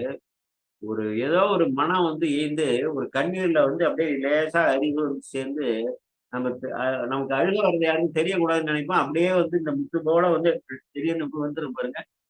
அதான் சொல்றாரு. இந்த உள்ளம் வந்து கசிந்து கண் வழியாக மெய்ப்பாடாக வெளிவரக்கூடிய அதை வந்து நிறுத்த முடியாது. தாங்கினெல்லாம் அன்பினோடும் தலைவர் என் தாழ்நிலையிலும் நீங்கிறார். எப்போதுமே உன்னுடைய திருவடியை நீங்காம திருவடி பட்டியலிருந்து நீங்காமல் திருவடி வந்து நீங்காத நல்லவர்களுக்கெல்லாம் நீ வந்து இடராம பார்க்க. விருத்தனாகி பாலனாகி வேதம் பொருளான். விருத்தன்னா முதியவர், பாலன்னா குழந்தை, விருத்தன் இளைஞனாகிறது. பல பல வேடமாகக்கூடிய பரன் இல்லையா. முதிய வடிவெடுத்து அந்தனர் வடிவையும் வராரு, குழந்தையா வராரு. ராவணனுடைய மனைவி மண்டபருடைய கையில வந்து குழந்தையா போறாருல, எவ்வளவு பெரிய தவம் பண்ண அதுபோல திருவிளையாடல் புராணத்துல அடியாருக்கு நல்லான்னு ஏதோ ஒரு வரலாறுல ஒரு வைணவ குடும்பத்துல போய் மருமகளா போடுவா. அவங்கள்ட்ட போய் இளைஞரா போவாரு. அப்புறம் திடீர்னு குழந்தையாயிடுவாரு. அப்படிப்பட்ட இதெல்லாம் இருக்கும். விருத்தனாகி, பாலனாகி, வேதம் ஒரு 4 தான் வேதத்தை எல்லாம் உரைத்து அவருக்கு தான் உணரப்போறாரு போயிட்டு. கருத்தனாகின்னா, கர்த்தா எல்லாத்துக்கும் ஆதாரமாக உருவாக்கக்கூடிய மூலமாக இருக்கும். கங்கையாலை கமழ் சடை மேல் கறந்தாய். அந்த கங்கா நதியை உன்னுடைய அது தலைமுடியில வந்து நீ மறைச்சு வச்சிருக்கிற. கடுத்து வரும் கங்கை தானே கமழ் சடை ஒன்றாடாமே தடுத்தவர் எம்பெருமானார் தாமினிதா உரையுமிடம் என்று சொல்வார். கடுத்து வரும் கங்கை தானே அப்படியே ஒரு மயிர்ல தாங்கிட்டார்.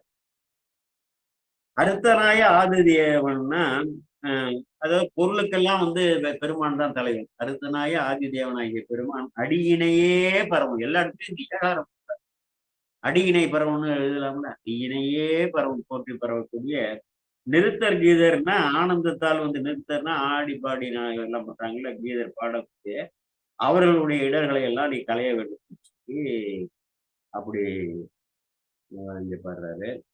அடுத்தது கூறு கொண்டாய் 3 கொண்டாய் கூட்டி ஒரு வெங்காயம் கூறு கொண்டாய் உண்மையை ஒரு பாகமா கொண்டிருக்கு. அப்புறம் வந்து 3ம் ஒரு வெங்கணையால் அதாவது முப்புறத்தை எரிச்சுது. 3ம் கூட்டி ஒரு வெங்கணையால் 3 புறங்களும் வந்து பூமியில ஒண்ணு இருக்கும். நடுவுல ஒண்ணு போயிட்டு இருக்கும். மேல வானத்துல ஒண்ணு போகும். பறந்து பறந்து ஒரு ஊரெல்லாம் அழிக்கும். அந்த முப்புரங்கள ஒரே கணையால திருக்கியே அழிச்சிட்டாரு.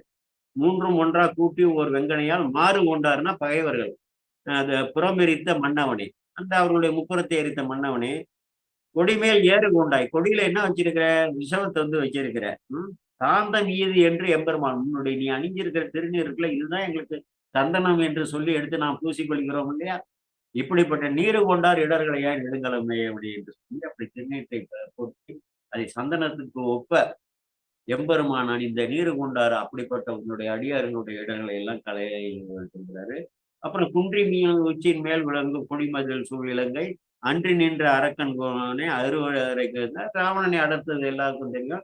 அங்க வந்து குன்றுகள்லாம் நிறைய இருக்கும் இலங்கையில. அதுல வந்து கொடிகள்லாம் கட்டப்பட்ட மதில்களால் சூழப்பட்ட இலங்கையின் தலைவனை அவன் மலையை எடுக்க அவனை அடர்த்து அப்புறம் அருள் செய்தாய்ன்னு சொல்றாரு.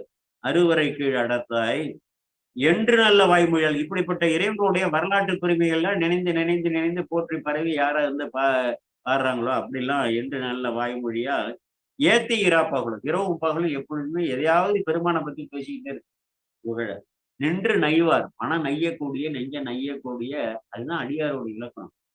இடர்களையாய் நெடுங்கலமேயவனேங்கிறாரு. வேழவன் கொம்பு ஒசித்தமாலும் விளங்கிய நான் மகுளம் ஒரு யானையின் கொம்பை ஒடித்து அதை வந்து அந்த அசுரனை கொன்ற ஒரு வரலாறு திருமால் இருக்கு. அவரை சொல்றாரு. அப்புறம் தோற்றமா விளக்கமா இருக்கக்கூடிய நான்முகனாகிய பிரம்மதேவனும் சூழ எங்கும் நேடை என்றால் தேட என்று பொருள்.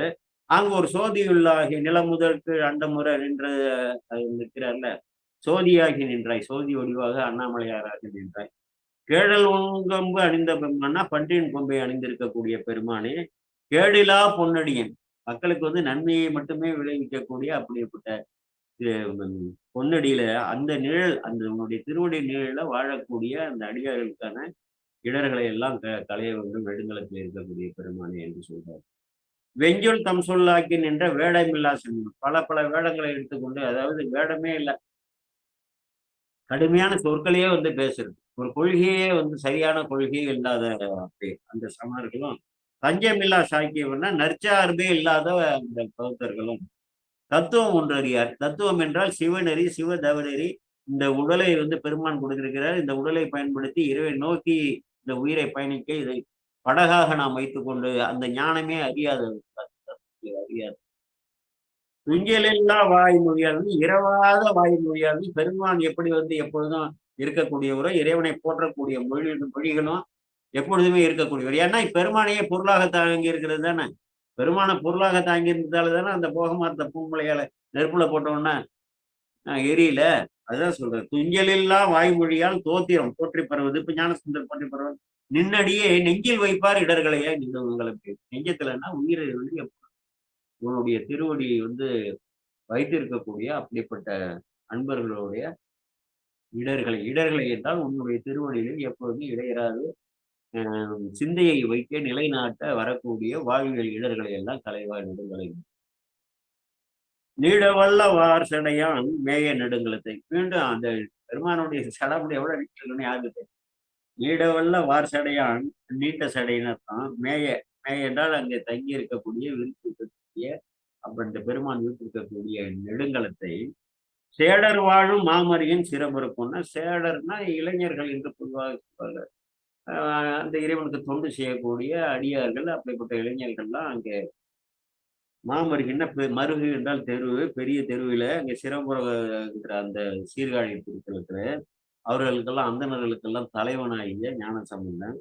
நலத்தால் நாடவல்ல பணவல் மாலை என்றால் வந்து இறைவனுடைய நலத்தை வேண்டி இறைவனை நாட நலத்தால்னா இறைவனை வந்து போற்றி பகிர்ந்து அந்த நலத்தை எல்லாம் விளைவித்து இறைவனை நாட வல்ல பணுவல் மாலை என்றால் பணுவல் என்றால் பதிகம் என்ற பேரு. இது வந்து மாலையாக தொடுத்திருக்க இந்த திருப்பதிகம் இருக்குது. இதே ஒரு மாலையாக அமைந்து மாலையாக தொடுக்கப்பட்டது என்று சொல்றாரு.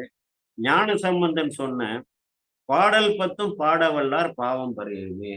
ஞான சம்பந்தனாகிய நான் சொன்ன இந்த பாடல்களை எல்லாம் யார் வந்து பாட வல்லாரோ, பாட வல்லார் என்றால் வல்லார் என்றால் நிறைய அந்த வல்லார் என்று பல இடங்கள்ல போட்டிருக்கோம். பொருளை வந்து முற்றிலுமாக உணர்ந்து தெளிந்து உள்ளத்தில் இருத்தி இசைத்து பாட வல்லார். இயன்றார் இசை வரல எனக்குன்னா இசைவே பட வேண்டாம். கோழை மீடராக கவி கோளும் இலவாக இசை கூடும் வகையால் ஏழை அடியார் அவர்கள் யாவை சொன்ன சொல் மகிழும் ஈசனிடமாம் என்று இந்த திருவைகாவூர்ல பாடி. உன்னால என்ன முயற்சி பண்ணி உனக்கு என்ன இசை வந்து வருதோ பாட பாட ஓரளவு வந்துடும். அதுதான் பாட வல்லார் பாவம் பறியுமே என்றால் அவர் பல பிறவிகளிலே வந்து பல்வேறு உயிர்களாக மனித பிறவிக்கு பல பிறவிகளெல்லாம் வந்து கடந்து வந்து அறிந்தோ அறியாமலோ திட்டமிட்டோ திட்டமிடாமலோ தவறியோ செய்தக்கூடிய பாவங்களுக்காக அதனால் வந்து விளையக்கூடிய துன்பங்கள்லாம் வராமல் இந்த பாவங்களே வந்து அற்றுப்போம். பாவம் வந்து அற்றுப்போயிட்டா வருத்த விதையாக ஆகிவிடும் அப்படிங்கிறாரு. அப்போ என்ன ஆகும்னா இந்த நல்வினை தீவினையே உலக உயிர்களுக்கு ஏற்று இந்த மாயா உலகத்தை படைக்கிறது ஆணவத்தை செயலற செய்யும். இந்த வினைகள் வந்து அற்று போகும்னா ஆணவம் அங்க வந்து சக்தி இழந்து போகும். அதுக்கப்புறம் நேரடியாக திருவடி நமக்கு கிடைக்கும் என்று ஒரு அற்புதமான ஒரு திருப்பதிகம். ஒவ்வொரு பாடலும் ஒவ்வொரு பணுவல் போல வந்து பயனுரைத்தலால் இது வந்து பணுவல் என்று சொல்லப்பட்டது என்று ஒரு உரையாசிரியர் குறிப்பு ஒன்று இருக்கு. ஒரு அற்புதமான இது. அந்த திருமால் வந்து கஞ்சன் என்ற ஒரு அரக்கனால் ஏவப்பட்ட குவாலயபீடுங்கிற யானையோட கொம்பை வந்து வேழ ஒன்கொம்பு ஒசித்த மாலுங்க இருக்குல்ல, அதுக்கு ஒரு குறிப்பு இருக்காங்க. அங்க ஒரு வரலாறு இருக்கு.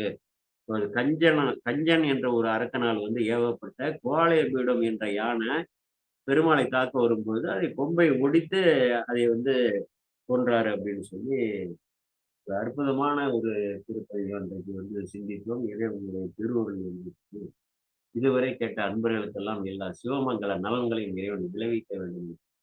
இறைஞ்சி கோமல் சேகர் ஆகிய நான் விடைபெறுகிறேன். சிவாயன்.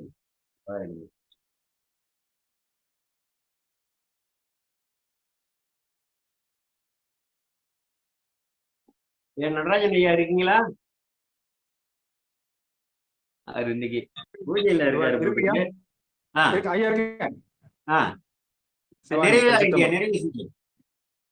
சரிங்கய்யா. சிவாய நம. திருச்சிற்றம்பலம். அன்பர்களுக்கு வணக்கம். நீங்கள் கேட்டுக்கொண்டிருந்ததும் பார்த்து கொண்டிருந்ததும் சிவநெறிய சீரான வாழ்வு தரும் எங்கள் டெலிகிராம் சேனல் மூலம் வியாழக்கிழமைகள் தோறும் இரவு 8 மணிக்கு இறை அருளால் நிகழ்ந்த அற்புதங்கள் என்ற தலைப்பின் கீழே நம்மோடு பகிர்ந்து வருகிறார் மயிலாடுதுறை மாவட்டம் கோமல் கிராமத்தில் வசிக்கக்கூடிய சைவநெறி செம்பல் கா சேகர் ஐயா அவர்கள் நம்மோடு வியாழக்கிழமைகள் தோறும் இரவு 8 மணிக்கு இந்த தலைப்பின் கீழே மிகப்பெரிய தொண்டாற்றி வருகிறார்கள். அவருடைய பொற்பாதங்களை மனம் மொழி மேகலாலை வணங்கி இந்த நிகழ்ச்சிக்கு வருகை தந்திருக்கூடிய அத்துணை அடியார் பெருமக்களுடைய புன்னார் திருவடிகளையும் மனம் மொழி மேகலாலை வணங்கி நிகழ்ச்சியை இதை நிறைவு செய்வோம். நிறைவு செய்வதற்கு முன்பதாக இன்று நடைபெற்ற இந்த நிகழ்ச்சி குறித்து உங்களுடைய கருத்துக்கள் ஏதாவது இருப்பின் நீங்கள் தெரிவிக்கலாம். ஐயா அவர்கள் பேசிய இந்த கருத்துக்கள் எல்லோரும் கூறுவார்கள், பொருள் கூறுவார்கள். இந்த மண் சார்ந்த இடங்கள், அதாவது மயிலாடுதுறை மாவட்டத்தில் அந்த பக்கத்தில் இருக்கக்கூடிய சீர்காழி, இது பல பதிகள் இருக்கின்றன. அந்த பதிகளோடு சார்ந்து அந்த திருப்பணிகளையும் ஐயா எடுத்து செய்கிறார்கள். இந்த மண்ணுக்குண்டான மனிதர் எப்படி பேசுகிறார்? இப்ப நம்ம பக்கம் சென்னையில இருந்து பேசுறது ஒரு பக்கம் இருந்தாலும், ஐயா அந்த மண்ணோட இருந்து இப்பவும் தொண்டாற்றிட்டு வராங்க. இப்பயும் வந்து எந்த கோயில் சேதமடைஞ்சாலும் அந்த கோயிலுக்கு போயி, அந்த கோயில்ல என்னென்னலாம் பண்ண முடியும்? எப்படியெல்லாம் ஒருங்கிணைக்க முடியும்? யாரெல்லாம் பார்க்க முடியும்? ஒரு பெரியவங்க கூட மிகப்பெரிய நிலச்சுவாந்தர்கள், வசதி படைத்தவர்கள்லாம் கொடுத்து அந்த கோயிலை எப்படி சீர் பண்ண முடியும்? அப்படின்னு இவர் தலைமையில ஏதாவது ஒரு பணி ஐயா செஞ்சுட்டு தான் இருக்காங்க. முகநூல்ல பார்த்தீங்கன்னா, அது பெரும் பணி. அது இவருக்கு இப்போ தனிப்பட்ட முறையில எந்தவித வருமானமோ, எந்தவித இதுவோ எதையுமே எதிர்பார்க்காதவர்களும் சிவனடியார்கள். அந்த எதிர்பார்க்காமலேயே போயி, இந்த வயசுக்கும் கிட்டத்தட்ட 3000 பாடல்களுக்கு மேல YouTubeல போட்டு, இதெல்லாம் யாருக்காக செய்றாரு? எந்தவித நோக்கத்துக்கும் இல்லாம, எதுக்கு பதிவு பண்றாருன்னா, எப்படியாவது இந்த வரலாறுகள்லாம் போய் சேர்ந்துரணும். பதிவு பண்ணி வச்சிரணும், பதிவு பண்ணி வச்சிரணும், பதிவு பண்ணி வச்சிரணும். இந்த லைக் விழுதா, இல்ல கமெண்ட் விழுதா, இல்ல YouTubeல பணம் கிடைக்குதா, அதெல்லாம் வந்து டசன்ட் மேட்டர். அடியாருக்கு வந்து அது டசன்ட் மேட்டர். அதெல்லாம் சொல்லுவார் ஐயா. எந்தவித நோக்கமும் கிடையாது. எப்படியாவது செய்தி போய் சேர்ந்துரணும். அடியார் பெருமக்களுக்கு செய்தி போய் சேர்ந்துரணும். கிட்டத்தட்ட 3000 இல்ல எத்தனையோ வீடியோக்கள்லாம் போட்டு கம்ப கந்த புராணத்த அவ்வளோ அழகா விளக்கி சொல்லியிருக்காங்க. நீங்க கந்த புராணம்னு ஒரு நூல் இருக்கு. அந்த நூல எடுத்து பார்த்தீங்கன்னா, அது சொல்லக்கூடிய விஷயங்கள அழகா ஐயா வந்து ஒவ்வொரு நடையில சொல்லியிருப்பாங்க. அது YouTubeல பார்த்தீங்கன்னா தெரியும் உங்களுக்கு. அதனுடைய லிங்க்லாம் ஐயா குடுப்பாங்க. எதிர்காலத்துல நீங்க பார்க்கலாம். ஆ முருகர் கல்யாணம், அதுல சிவபெருமானுடைய கல்யாணம், ஐயா விளக்கும்போது அற்புதமா இருக்கும். இதுல அசுரர்கள் தவம் செய்தத விளக்கியிருப்பாரு. இன்னைக்கு சொன்னாரு பார்த்தீங்களா? மண்டோதரி கையில சிவபெருமான் குழந்தையா போன கதைய சொன்னாரு பாருங்க. அது எவ்வளவு பெரிய செய்தி பாருங்க. அது அப்ப எப்படிப்பட்ட தவசீலியாக இருக்க வேண்டும் அப்படின்றத நம்ம புரிஞ்சுக்க வேண்டும். நீங்க யாராவது கருத்து தெரிவிக்க விரும்புனீங்கன்னா, ஐயா குறித்து பேசணும்னு ஆசைப்பட்டீங்கன்னா, வந்து பேசலாம். வாங்க. சிவாயம், திருச்சிற்றம்பலம், தில்லையம்பலம். வாங்கம்மா பிரேமம்மா, போரூர்ல இருந்து. சிவாய நமங்கய்யா. திருச்சிற்றம்பலம். ஐயா வணக்கம். திருவடி வணக்கங்கய்யா. ரொம்ப அருமையா பேசுனீங்க. அடியேன் வந்து உங்களுடைய இதுதான் நெறைய ஃபேன் தான் நானு. ஏன்னு சொல்லலாம் நெறைய யூடியூப் பதிவுலாம் உங்களுடைய பதிவெல்லாம் கேட்டுட்டு இருக்கேன். தொடர்ச்சியா கேட்க முடியாது. நேரம் இருக்கக்குள்ளலாம் நீங்க எப்பப்ப போடுறீங்களோ, அதெல்லாம் ஓரளவுக்கு நான் கேட்டுட்டு நல்ல தெளிவு கிடைக்குதுங்க உண்மையிலேயே. ரொம்ப அருமையான விளக்கம்லாம் சொல்றீங்க. ஏன்னா, திருநெடுங்கலம் பதிகம் வந்து நம்ம போயிருக்கிறோம். நெறைய திருத்தலம் போயிருந்தா கூட, அதனுடைய விளக்கம் எடுத்து சொல்றது உண்மையிலே இல்ல. என்னதான் நம்ம புக்ல படிச்சு விளக்கம் தெரிஞ்சா கூட, இந்த மாரி எடுத்து அழகா விளக்கம் சொல்றது ரொம்ப அருமையா இருந்ததுங்க. நெறைய திருத்தலம் சொல்லிட்டீங்க. கரூர் போயிட்டீங்க, திருவானைக்கா போயிட்டீங்க, திருப்பராய்த்துறை போயிட்டு, திருநெடுங்கலம் வந்து திருநெடுங்கலத்துல பாடலுடைய விளக்கம்லாம் அருமையா சொல்லியிருக்கீங்க. திரு ஆனைக்காவுல அழகா ஒரு விளக்கம் குடுத்தீங்க. உண்மையிலேயே அது தெரியாது. பாடல கூட படிச்சிருக்கிறோம். ஆனா அந்த பாடல் 3ஆம் திருமுறையில 53வது பாடல்ல இந்த விளக்கம் இருக்கு அப்படின்னு போய் பாருங்க. அது எடுத்து புக் எடுத்து நீங்க பார்த்தீங்கன்னா, இந்த பாடலுடைய விளக்கம் 7வது பாடலையும், 3வது பாடல்லயும் இருக்கு. 53வது பதியத்துல 3வது பாடல், 7வது பாடல் திருஞான சம்பந்தர் பாடல்ல அந்த விளக்கம் இருக்கு. திருவானைக்காவுல அந்த சோழராஜா அது பழையாறை பக்கத்து சோழராஜா சிற்றரசுல ஆட்சி செய்திருந்தாங்க. அந்த இடத்துல அவரு காவிரி நதியில குளிக்கக்குள்ள அந்த மாலை அவர் கழுத்துல இருக்கிற மாலை கீழ விழுந்து அது எம்பெருமான் போய் அங்க அபிஷேகம் அந்த திருமஞ்சனம் நீர் எடுக்குள்ள அதுல போய் கலந்து அங்க அபிஷேகம் பண்ணக்குள்ள அது கிடைக்குதுன்ற அற்புதமான ஒரு வரலாறு. இதெல்லாம் எங்களுக்கு தெரியாது.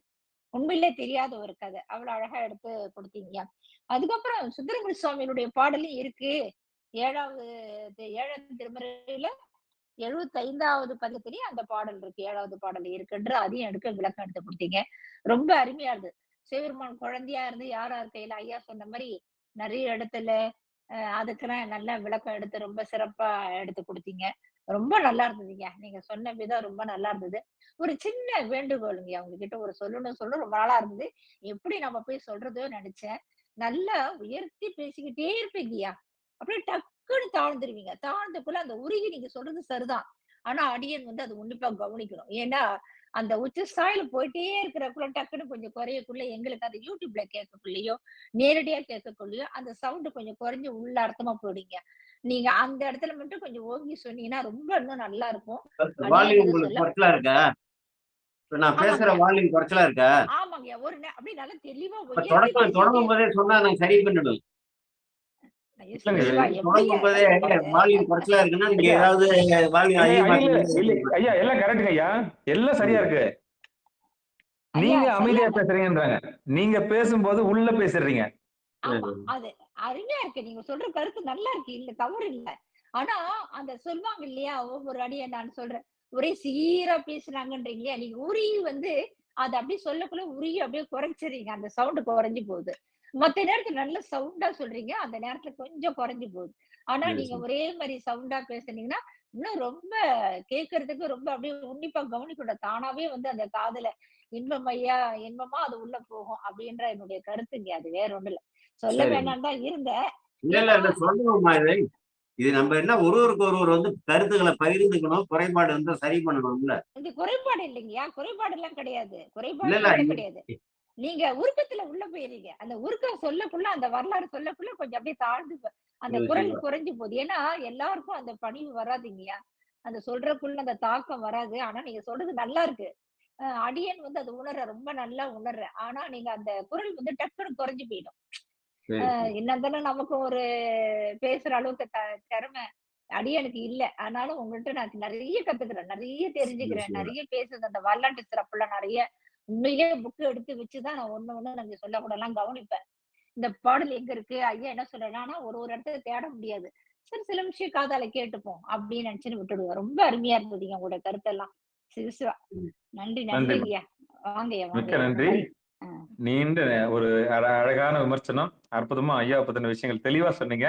அடுத்தடுத்து நம்முடைய ஒளிப்பதிவுல என்ன செஞ்சுக்கலாம். இதுக்கு என்னன்னா, நடராஜர் அபிஷேகம் பக்கத்து ஊருக்கு போயிட்டேன் நானு. இப்போ அபிஷேகம் கரெக்ட்டா அந்த 12 திருமுறை பாடணும்னு கட்டளை குடுக்குறாங்க. மணி 8. ஐயா உள்ள வந்துட்டாரு. ஒரே ஒரு பர்மிஷன் கேட்டு, நிகழ்ச்சி சரி, சரி. ஆரம்பிச்சு வச்சுட்டு, அந்த 12 திருமுறை பாடிட்டு, என்னைக்கும் இல்லாம அங்க போனேன்.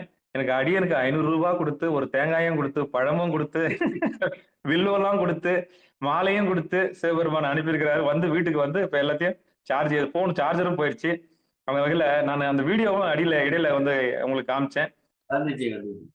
ஆமா. அந்த அந்த வீடியோ வந்து அத ஆர்த்தி பண்ணாங்க. நான் சத்தத்த நான் நீங்க பேசுறதுனால சத்தத்த ஒடுக்கிட்டேன். ஏன்னா சிதம்பரத்துக்கு போலான்னு இருந்தேன். அதுவும் முடியாம போச்சு. திரு ஆலங்காட்டுக்கு நான் பக்கத்துல தானே ஓடி போயிடலாம் அப்படின்னு பார்த்தேன். அதுவும் முடியாம ம். போயிருச்சு. ஏன்னா 8 மணி நிகழ்ச்சி இருக்கு. சரி இருக்கும்னு பார்த்தா எனக்கு வேண்டி கூப்பிட்டாங்க. சரி அங்க போயிட்டேங்க ஐயா. சரி எப்படியோ நிகழ்ச்சி வந்து தடப்படாம போணும். வேற ஒண்ணும் இல்லைங்கய்யா. நால்வர் நற்றமிழ் மன்றத்துல முருகன் ஒரு ஐயா இருக்கிறாரு. உங்களுக்கு எல்லாம் தெரியும் நினைக்கிறேன். ம். அவர் தான் வந்து நிகழ்ச்சி நடத்தினார் அந்த ஊர்ல. நடராஜர் தனியா வாங்கி பண்ணிட்டு இருக்காங்க. சிறப்பா ம். நால்வர் கோயில்ல பண்ணிட்டு வராங்கய்யா. அதுவும் அந்த கோயில்ல தான் அடியேன் வந்து பயிற்சி எல்லாம் பெற்றேன். தேவாரம். சரி, சரி. அதனால பழைய நினைப்புல அங்க போயிட்டேன். ரொம்ப ம். மகிழ்ச்சி. அடுத்து யாராவது பேச விரும்புறீங்களா? குமார் ஐயா, பெருமானே, ஐயா ஐயா சிவானந்தம் ஐயா. எப்ப வந்தீங்க சாமி? ஐயா ஐயா ஐயா ஐயா, இப்போ இது இந்த திரு ஆனைக்கா எடுக்கும்போதே வந்துட்டேங்க சாமி. அப்ப எனக்கு பதிகம் புரியல. அப்புறம் ஐயா மறையுடையாய் தோளுடைய அது வரும்பொழுது ரொம்ப நல்லா ஆழ்ந்து கேட்டேங்க சாமி. அது போன வகுப்புல எடுத்த வேயூர் தோழி பங்கன், இப்ப இது எல்லாமே ஜென்ரலாவே நம்ம வழிபாட்டுல விண்ணப்பம் வைக்கிறது தான் இது. ஆனா இப்போ பொருள் தெரியாது. மறையுடையாய் அப்படியே அப்படியே பாடிட்டு அப்படியே போயிட்டு இருந்தோம். இது சாமி சொல்றத பார்த்தா நம்ம ஒவ்வொன்னுமே ரொம்ப கூர்ந்து கவனிக்கக்கூடிய ஒரு பதிகங்கள்லாம் நம்ம அசால்ட்டா அப்படியே இப்ப டைம் கருதி நம்ம அப்படியே வழிபாட்டுல வச்சுட்டு போயிடுறோமே. இது ஒவ்வொன்னுமே இந்த பொருள் உணர்ந்து பாடுனா அவ்வளோ ஒரு சிறப்புன்னு ஐயா சொன்னது எல்லாமே நல்லா கவனிச்சீங்கய்யா. ரொம்ப நல்லா இருந்துச்சுங்க சாமி. என்ன சொல்றது? அவர் திருவடி போற்றி வணங்கிக்கணும் அவ்வளோதான். வேற என்னங்கய்யா ஐயா பத்தி ஒரு வேற இல்ல அம்மா சொன்ன மாரி, ஆ நல்லா பாருங்க. அம்மாலாம் ரொம்ப கவனிச்சிருக்காங்க. உண்மையிலேயே அம்மாலாம் ரொம்ப பாருங்க ஆரம்பத்துலருந்தே அவ்வளோ அற்புதமா அப்படியே அவங்க கவனிச்ச ஒவ்வொரு விஷயத்தையும் இந்த மாரி தான் இருக்கணும் மாணவர்கள். எல்லாருமே இப்ப ஒரு ஒரு ப்ரோகிராம் அப்படின்னா, ஒரு நிகழ்ச்சி நடத்துறாங்க. அதுவும் நம்ம நால்வர பத்தி, திருமுறைய பத்தி நடத்துறாங்கங்கும்போது, நம்ம ஒரு எழுத்து விடாம ஐயா சொல்றத நல்லா கூர்ந்து கவனிச்சோம்னா மட்டும் தான் இந்த மாரிலாம் ஆரம்பத்துலருந்தே அந்த பாடத்த பாருங்க அம்மா தெளிவா சொன்னாங்க. ஐயா நீங்க இப்படி எடுத்தீங்க, அப்படி எடுத்தீங்கன்னு சொல்லி. நல்ல ஒரு அற்புதமா அம்மாவுடைய திருவடிய வணங்கிக்கிறேன். ஐயா அம்மா சொன்னது கரெக்ட். சாமி அப்படியே குழஞ்சிர்றாரு. அது அது இயல்புதாங்கய்யா அது. அதனால சாமி அது பொருள் உணர்ந்து சொல்றதால, அந்த நேரத்துல அப்படியே கொஞ்சம் அந்த வாய்ஸ் டல் ஆகுது. அந்த நேரம் நம்ம கொஞ்சம் கவனமா இருக்கணும். கவனமா இருந்து கேட்டுக்கிட்டோம்னா, ஐயா ஏதோ சொல்ற மாரி தாங்க சாமி சொல்றாரு. ஐயா இந்த பட்டிமன்றம், சொற்பொழிவுலாம் நெறைய இலங்கை ஜெயராஜ் இது இவங்களதெல்லாம் கேட்போம். வார்த்தைகள் தெளிவா இருக்கும். மனசுல நிக்காது. அதுல கவனம் போகாது. ஓ! நல்லா பேசுறாங்க. Right okay. அப்படிங்கிற மாரி போகும். ஆனா ஐயா சொல்றது ஏதோ சொல்ற மாரி தான் இருக்கு. ஆனா ஒவ்வொரு பொருளுமே இனிமே நம்ம திருமுறை பாடுனாவே ரொம்ப கவனிக்கணும். ரொம்ப அது அது பொருள் உணர்ந்து பாடணும் அப்படிங்கிற மாரி சாமி நல்லா அழுத்தமா, நல்லா அற்புதமான உரை. சாமியுடைய திருவடிய போற்றி வணங்கிறேன் ஞானாசிரியர் பெருமானே. சிவாய நம. ஐயா ரொம்ப நன்றிங்கய்யா. வாய்ப்புக்கு ரொம்ப நன்றிங்க சாமி. நன்றி சிவாய சாமி, நன்றி சாமி. ஆமா, உங்களுடைய விமர்சனங்களால் தாங்குறீங்க. நன்றிங்க. சிவாயினம். ஐயா வந்து ஒரு கட்டட தொழிலாளிங்க ஐயா. சிவ சிவா. ஆமாங்க ஐயா. ஒரு மேஸ்திரியா இருந்து அவர் வந்து அந்த உழைப்பு நாள் பூரா உழைச்சிட்டு வீட்டுல 4 பேருக்கு கோயில் வச்சிருக்காருங்க ஐயா. ஒரு திருமேனியா வாங்கி 4 வரையும் சேர்த்து அதுக்கப்புறம் சேக்கிழார் பெருமானையும் வீட்டுல சிலைகள் எல்லாம் கொண்டு வந்து வீட்டுல பிரதிஷ்டை பண்ணிட்டாருங்க. 4 ஒரு மேனியும் பொழுது ஒரு வண்ணமா அதுக்கு அபிஷேகம் நடந்துட்டு இருக்குதுங்க. எம்பெருமான் திருவருள் கருணையினால அந்த கட்டட தொழிலாம் இவர் சிறப்பா செஞ்சுட்டு வராருங்க ஐயா. அது கொடுக்கறதெல்லாம் தாராளமா அந்த செல்வம் கொடுக்கறது இதெல்லாம் வந்து இறைவன் அவருக்கு படியார்ந்து வச்சிருக்கிறாரு. சில எல்லா மேஸ்திரியும் நம்ம பார்த்திருப்போம். உழைப்பாங்க, வேற எதுக்கு போவாங்க, வேற எதுவும் செலவாகும், அவ்வளவுதான். அதான் தெரியும். ஆனா இவர் அந்த வேலையும் பார்த்துக்கிட்டு அத்தனை பேருக்கும் வேலையும் கொடுத்துக்கிட்டு இந்த மாதிரி ஒரு 4 கோயிலை வீட்டுல வச்சு பிரதிஷ்டை பண்ணி சாத்தூருங்க ஐயா, சேலம் ஆத்தூர் காயா நிர்மலேஸ்வரர் கோயில் பக்கத்துல இருக்கிறாங்க ஐயா அவங்க. ஆமா, இவ்வளவு பெரிய பணி செஞ்சுட்டு வராங்க. அது ஆத்மார்த்தமா அதான் 4 பேர் பத்தி பேசணும்னாலே போதும், அவங்களாம் ரொம்ப செவி மடுக்க கேட்பாங்க. சிவசிவா, திருச்சிற்றம்பலம், தில்லையம்பலம். அந்த வகையில நம்ம ஏதோ இந்த ஆத்தூர்ல இருந்து நிறைய ஆன்மாக்கள் வராங்க. நன்றிங்க ஐயா. அடுத்து வேற யாராவது பேச விரும்புறீங்களா? ஐயா, உங்க பகுதியில இருந்து ஒரு அம்மா வந்தாங்க ஐயா, தேவின்னு சொல்லி ஏதோ ஒரு அம்மா. ஆமா, அவங்க போயிட்டாங்க. சரிங்க. வேற யாராவது பேச விரும்புறீங்களா? தமிழரசியம்மா. சரிங்க ஐயா. இது எனக்கு ஒரு சந்தேகம் ஐயா. இப்போ நிறைய இடத்துல கேட்டேன். இப்போ இடர் கலையாய், கலைவாயா, கலையாயா, இப்போ வந்து இந்த சொல்ல யாராவது கலைய வேண்டும் அப்படின்னு தான் பொருள். அப்போ கலையாயின்றது அர்த்தம். ஐயா அர்த்தம், வேற ஒண்ணும் இல்ல. திருக்கலையாயின்னா அவருக்கு, அதாவது இதுக்கு முன்னாடி அது சேக்கிழார் சொல்லிட்டாரு பாருங்க. அந்த தொடர இந்த கலையாய்ங்கிற சொல்லுக்கு உங்களுக்கு ஐயப்பாடு வந்ததுல, நெடுங்களத்து ஆதியை அன்பால் நின்பால் நெஞ்சம் செலா வகை விளக்கும் இடும்பகை தீர்த்தல் அருள்வாயின்னு சொல்றாருன்னு சேக்கிழார் சொல்லிட்டாருல. அந்த நீங்க இப்ப கேட்டீங்கல்ல கலையாய்ங்கிற சொல்லுக்கு, அது சேக்கிழார் விளக்கம் சொல்லியிருக்காரு பாருங்க. நெடுங்களத்து ஆதியை அன்பால் நின்பால் நெஞ்சம் செலா வகை விளக்கக்கூடிய விளக்கும் இடர் கலையா என்று ஏத்தி ஏகி. இதுதான் நெடுங்களத்துல, இதுக்கு மேல சொல்லே கிடையாதுங்க அந்த நெடுங்களத்துக்கு வந்ததை பத்தி. நெடுங்களத்து ஆதியை அன்பால் நின்பால் நெஞ்சம் செலாவகை நேர் விளக்கும் இடும்பைகள் தீர்த்த அருள்வாய் என்று ஏத்தி ஏகி. அப்ப கலையாய்ங்கிற சொல்லுக்கு பொருள் சேக்கிழார் சொல்லியிருக்காரு. ஐயா, இப்ப ஒரே ஒரு சந்தேகம். கலையாய்னா கலைய வேணும்ன்றாரா, கலைய கூடாதுன்றாரா? கலைய வேணும்னு தான் சொல்றாரு, கலைக என்று சொல்றாரு. அதுதான் சொல்றாரு சேக்கிழார். அந்த நெஞ்சம் செலாவகை விளக்கக்கூடிய இடும்பைகள் கலைவாயின்னு சொல்றாருன்னு சேக்கிழார் சொல்றது இந்த கலையாய்ங்கிற சொல்லுக்கான பொருள். உங்களுக்கு இந்த இடும்பைகள் துன்பங்கள்லாம் வரக்கூடாது, உங்களுடைய திருவடியிலேயே எண்ணத்தை வைக்கணும்னு நினைக்கிறாங்க. அவங்களுக்கு வாழ்வியல் இடர்கள், புற சூழல் இடையூறுகள்லாம் வந்து வேறு பிரச்சனைகள்லாம் வந்துச்சுன்னா எப்படி வந்து தொடர்ந்து இடையராது திருவடியில சிந்திப்பாங்க? அவங்க உங்களுடைய தொண்டுகளை எப்படி செய்வாங்க? அவர்களுக்கு இடையூறுகளும் வராமல் நீங்க வந்து காக்க வேண்டும், அவைகள் எல்லாம் களைய வேண்டும், அந்த இடையூறுகள் வரக்கூடாது என்றுதான் கேட்கிறேன். கண்டிப்பாங்க ஐயா. அப்ப நம்ம கலையாயின்னா நீ வந்து கலைக என்று வேண்டுவதாக பொருள் எடுத்துக்கொள்ள வேண்டும். கண்டிப்பாங்க ஐயா, கண்டிப்பாங்க ஐயா. இது ஆரம்பத்துல இருந்தே ஒரு சந்தேகம் ஐயா. யாராவது சொல்லுமா? சேக்கிழார் நீங்க கலையாயின்னு இந்த கேள்வியை வந்து அதை கூட்டி கவனிச்சுதான் இந்த வினாவே வந்து காரணம் இருந்திருக்காது. புரியுது. நெஞ்ச செலவகை நேர் விளக்கும் இடும்பைகள் தீர்த்த அருள்வாய் என்று ஏத்தி, இதெல்லாம் தீர்த்த அருள்கு என்று ஏத்தி அப்படின்னு சொன்னா இந்த கலையாய்ங்கிற சொல்லுக்கு அங்க பொருள் கொடுக்குறாரு சேக்கிழார். அற்புதம், அற்புதம், அற்புதம், அற்புதம் ஐயா. சிவசிவா. ஏன்னா நம்ம இவ்வளவு பாட்டு பாடின்னு வரோம். என் இறைவனுடைய துன்பம் நம்மளுக்கு நீ இடுக்கணும் எல்லாம் கலையன்னு தானே நம்ம பாடிட்டு வரோம். இது ஏன் அப்படி பாடுறாங்கன்ற எண்ணம் இருந்துட்டே இருந்தது. இன்னைக்கு தீர்த்து வச்சு. நன்றிங்க ஐயா. சிவாய நம்ம. திருச்சிற்றம்பலம், தில்லையம்பலம். வேற யாராவது பேசுறீங்களா? வாங்கம்மா செண்பகுலியம்மா, வந்தவா செண்பகுலியம்மா வாங்க. சிவாய நம்ம. திருச்சிற்றம்பலம். திருச்சிற்றம்பலம் ஐயா. அடியேன் இப்பதான் ஐயா கொஞ்சம் ஒரு 10 நிமிஷம் முன்ன எடுத்தேன். திருச்சிற்றம்பலம் ஐயா. நலமா உள்ளீர்களாங்க ஐயா? ஐயா இன்னைக்கு வந்து தென்னாங்கூர்ல நடராஜ பெருமான் அபிஷேகம் பார்த்துட்டு சஷ்டி அமைப்பட்ட முருகர் கோயில்ல சாமி வீதி விழா அப்படியே உள்பிரகாரம் சுத்தி வச்சுட்டு இப்பதாங்க ஐயா வந்தேன் நான். அதெல்லாம் ஐயாவுடைய கருத்து நான் மறுபதியில் தான் ஐயா கேட்கணும். இப்போ நீங்க போட்டீங்கன்னாக்கா. கண்டிப்பாம்மா, கண்டிப்பா மீள்பதிவு போடுவேன். அது நிச்சயம் வந்து கலந்துங்க, பாருங்க. ஐயா அவங்க திருவண்ணாமலை மாவட்டம் வந்தவாசல் இருக்காங்க ஐயா. சிவசிவா. அடியார் பெருமக்கள்லாம் நிறைய பேர் வந்து இருக்காங்க.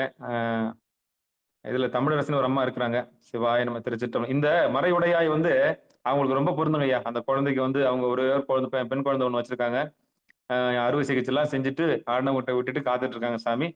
அந்த குறைவுடையாய் குற்றம் ஓராய் அவங்க கடைசியா வந்து ஹார்ட்ல அது சர்ஜரி எல்லாம் பண்ணிருக்காங்க ஐயா. அவங்க போன் பண்ணி பேசும்போது ரொம்ப தொய்வா இருக்கும். இப்படி எல்லாம் குழந்தை எல்லாம் வச்சிருக்கிற ஐயா, நான் வாழ்க்கையில இப்படி எல்லாம் வந்து அனுபவிச்சிருக்கிறேன். எனக்கு எல்லாருக்கும் எது எது கொடுத்து ஆட்கொண்டாரு, எனக்கு எனக்கு குழந்தைய கொடுத்து எனக்கு ஆட்கொண்டிருக்கிறாரு. இல்லைன்னா நான் இறைவன் பக்கம் வந்திருக்க மாட்டேன்னு சொல்லும்போது ரொம்ப வருத்தமா இருந்தா. இருந்தாலும் இறைவனை எடுத்து ஆட்கொண்டாரு. அந்த குழந்தைய வந்து தமிழரசமா பேசுறீங்களா ஐயா கிட்ட? ஐயா திருச்சிற்றம்பலங்க ஐயா. அடியார் பெருமக்கள் திருவடி நினைக்கிறேங்க ஐயா. ஐயா வணக்கங்க ஐயா. திருச்சிற்றம்பலம் சாமி.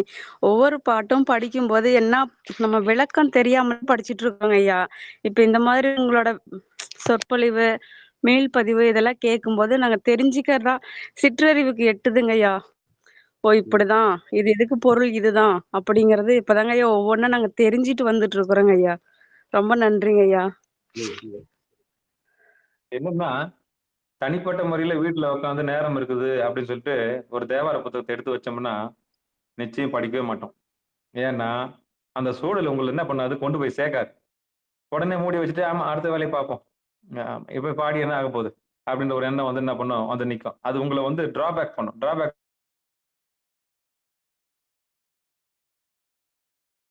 சிவா. ஹலோ சிவா, ஒளி ஒளி வரலையே. ஐயா தோன்றங்க ஐயா. இந்த மாதிரி சூழல்ல உள்ள வந்து ஐயா கேக்குதுங்களா? கேக்குது.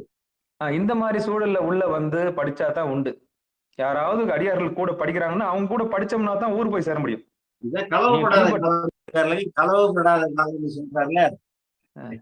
ஆமாங்க ஐயா. களவுப்படாத காலம்னா இதுதான் களவுப்படாத காலம். வந்து வாழ்க்கைய வந்து நம்ம கொடுத்து இறைவன் கொடுத்த இந்த உயிரை இந்த உடலை வைத்து வந்து நம்ம வாழ்க்கையை வாழ்ந்துக்கும் போது இறைவனை பத்தி வந்து சிந்திக்கக்கூடிய ஒரு இடத்துல வந்து கூடி அந்த நேரத்தை செலவு பண்றோம் பாருங்க, இறை சிந்தனை சூழல்ல.